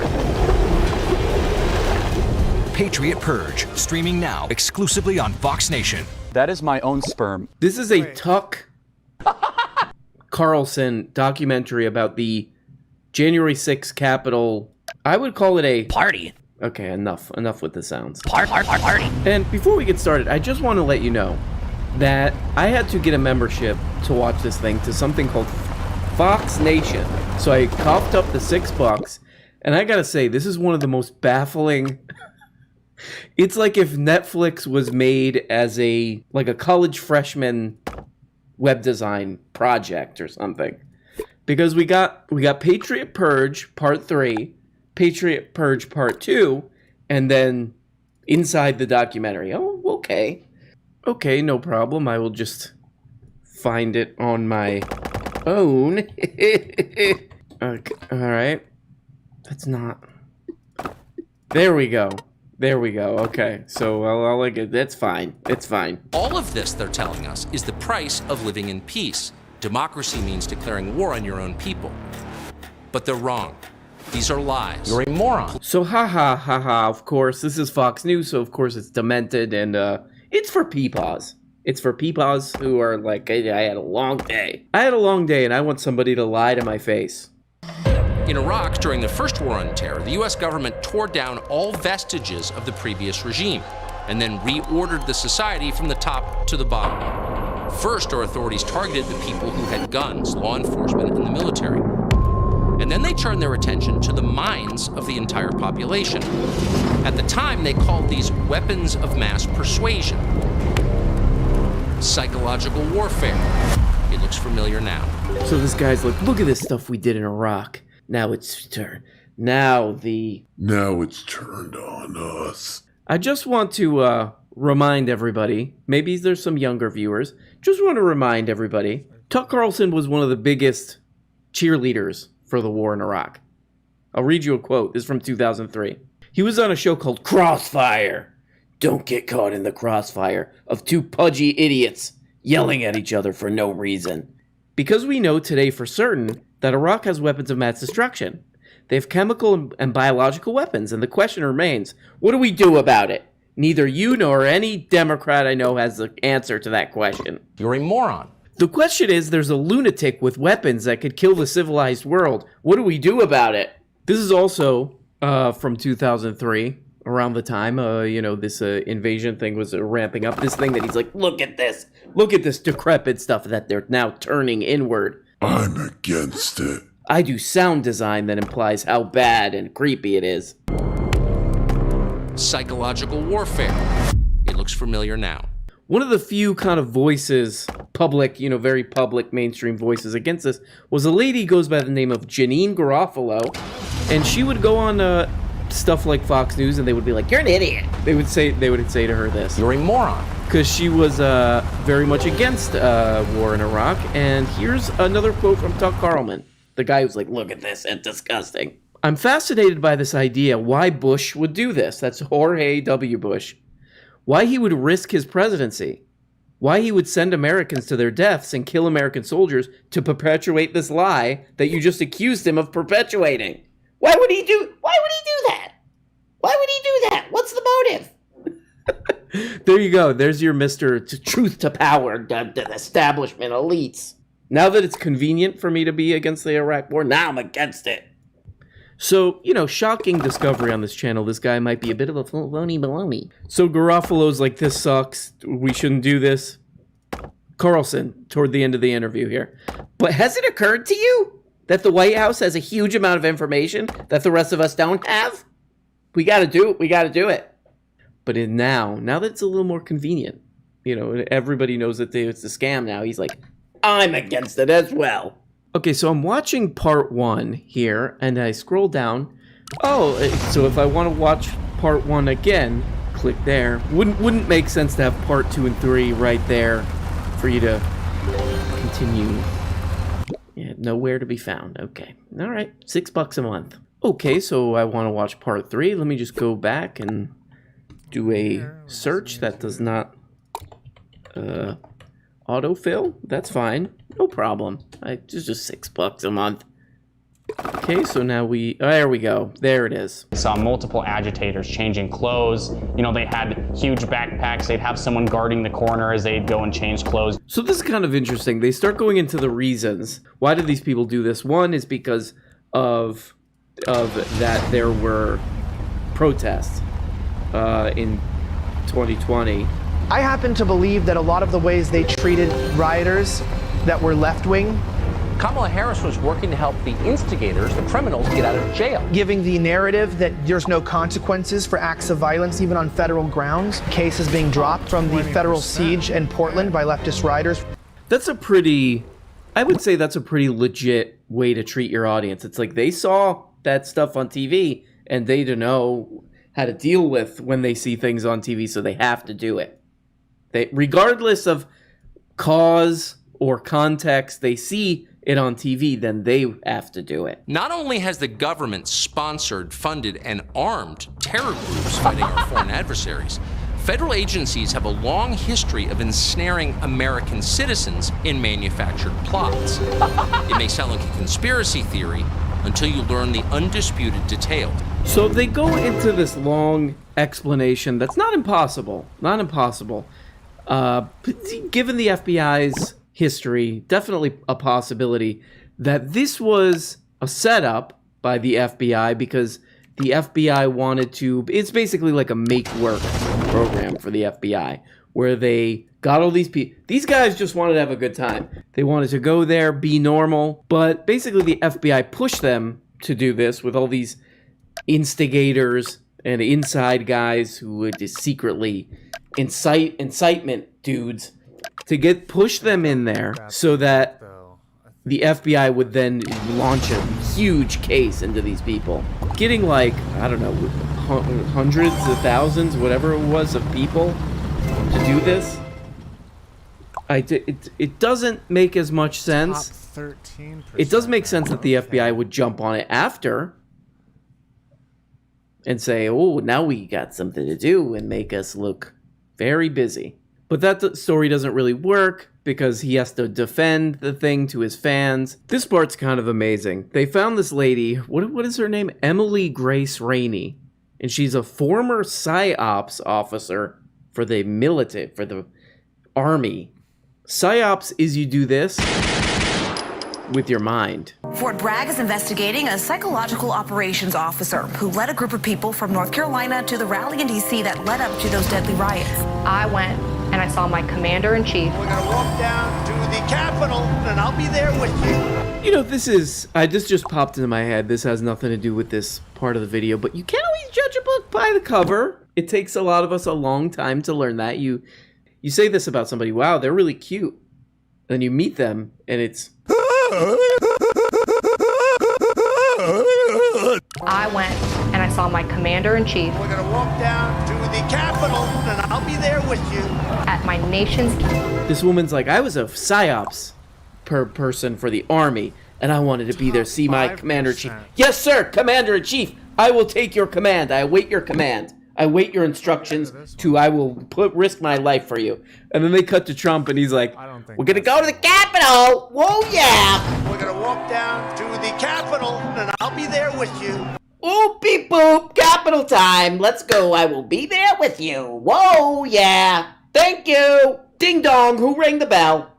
Capitol. Capitol who? You know. So this whole thing, this Capitol thing on both sides really does feel at this point like a bit of a distraction. Everyone here, all you freedom fighters, this is for you. We want to warn you that what you're about to see may be distressing. You're looking at images the Pentagon and the Department of Homeland Security consider dangerous extremism. A mother playing with her young son at a park in violation of government COVID restrictions. Beat a kid I at didn't want Walmart. to cause any major uproar, but I went to the park with my son Eli, who's 2, and we took down the caution tape and we played. Could not think of a more peaceful way to stand against what I saw as being overreach, and I was given an administrative reprimand for taking down the caution tape. Hell yeah, hell yeah. I mean, I think there's probably a good chance she wouldn't have gotten a reprimand from the PSYOP office, the PSYOP Department of Scientific Psychological Ops. I think she would have been cool if she would have just not Instagram storied it. While investigators cleansed the ranks of political extremists. We threaten to do the same to anyone we identified as part of the axis of evil. Unholy alliance of religious extremists, authoritarians, fascists, even libertarians. Nothing like this has ever taken place on American soil until now. That's great. So he's like, they're just trying to get these people because they're have a different view of the world, and they're trying to get them. They're trying to get them, and they're trying to infiltrate them and stop them. The FBI is part of this. And this has never happened on American soil before. Are you sure about that? Are you sure about that, my friend? Under COINTELPRO, which stands for Counterintelligence Program, they were responsible for everything from psychological warfare to cold-blooded murder, all committed against mostly non-violent individuals whose greatest crime was questioning the system. Estimated over 3 million people here today. The majority of the violence at the Capitol started prior to President Trump being done speaking. So my wife was not in that wave of violence. And it was amazing. We could see the president talk. She was down there watching her president talk. We are now walking down the inaugural path to the Capitol building. That was the best day of her life. She died on the best day of her life. So this part, actually, I felt myself getting pissed off. Like, most of this, I was like, I'm gonna watch this idiot, this moron. Man, that's smart. Man, that's smart.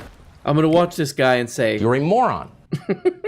But this part, I actually felt myself getting physically pissed off during this. It went from the purely logical pissed off to the physical and emotional pissed off. Because they do this like very dramatic part with all this dramatic music, and they're really laying it on really thick. With this interview with this lady who got shot and killed at this thing, and they're interviewing her husband and her mom, and they're like, and the mom is like, my daughter's dead. But the reason that this woman went down there, and her husband said that was the best day of her life. That's the best day of her life. The reason she went down there, the reason it was the best day of her life, is because she consumed a lot of right-wing media. That's why people went down there. Which is fine, but this lady gets shot, and now this guy's like, I'm gonna use it for more content. She consumed a bunch of media. She consumed a bunch of goofball, moron, right-wing media like Tuck. Like this guy. You're welcome. I mean, this guy. You're a moron. And she got killed, and now this guy's like, I'm gonna make also a segment out of that. Top 2%. I'm not content with just that. I basically got a person killed with my stupid nonsense content, but now I'm gonna make even more content out of it.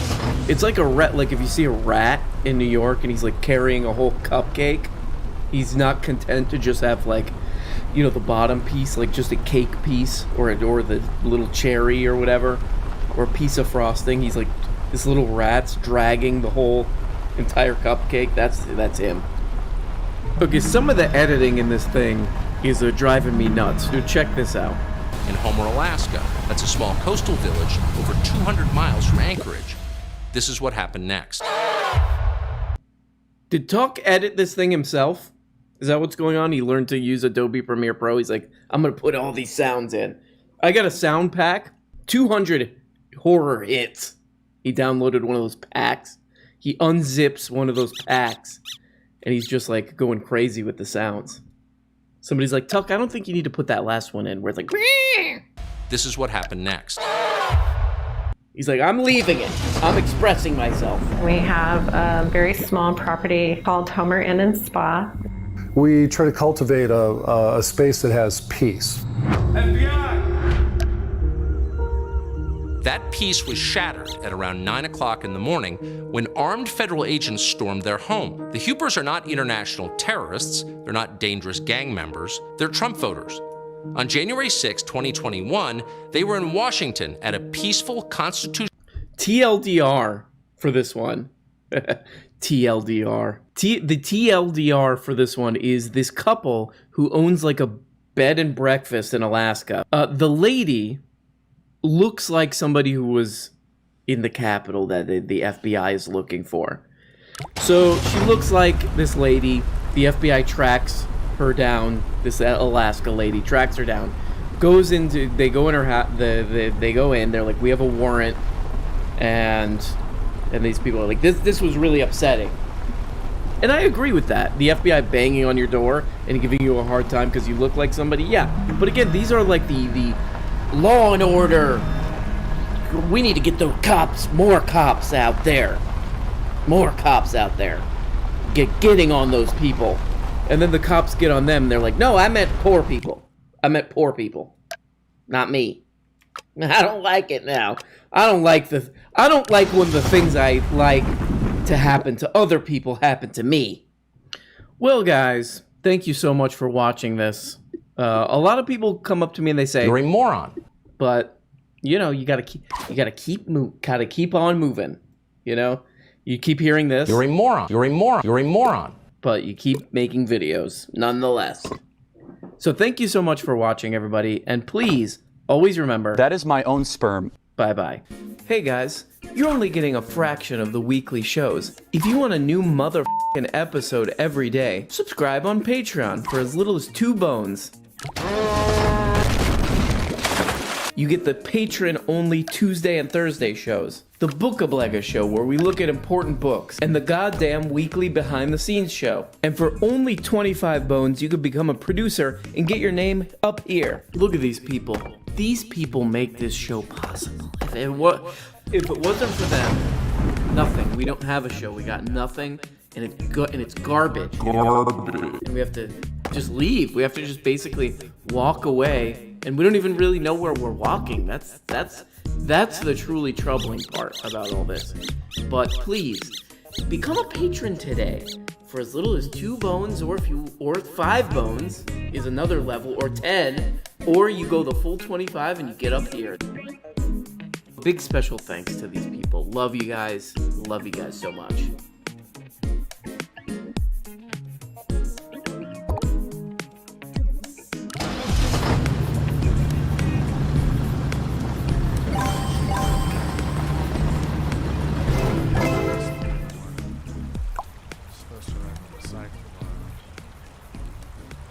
Alright, I'm gonna call it a night. Still though, look at that. Top 2% each.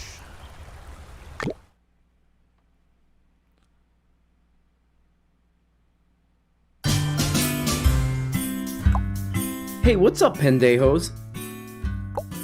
What's up, pendejos? It's my new tagline I've been working on. So guys, if you watch this channel, one thing that we really enjoy, is some of the culture that's come out of these board meetings. If you don't know what this is, maybe you just found this channel, maybe you just accidentally stumbled across this channel while you were looking for C.K. Louis, the comedian, his new special. What's been going on for a while is people go to these school board meetings or these, I don't know what, zoning board meetings. I don't even know what half of these are.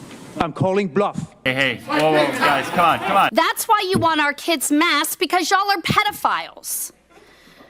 They go to these meetings and they just kind of audition for a movie or a spot on a comedy series that doesn't exist. Or they just kind of get into what many call cringe compilation material. Glastonbury. We are working to learn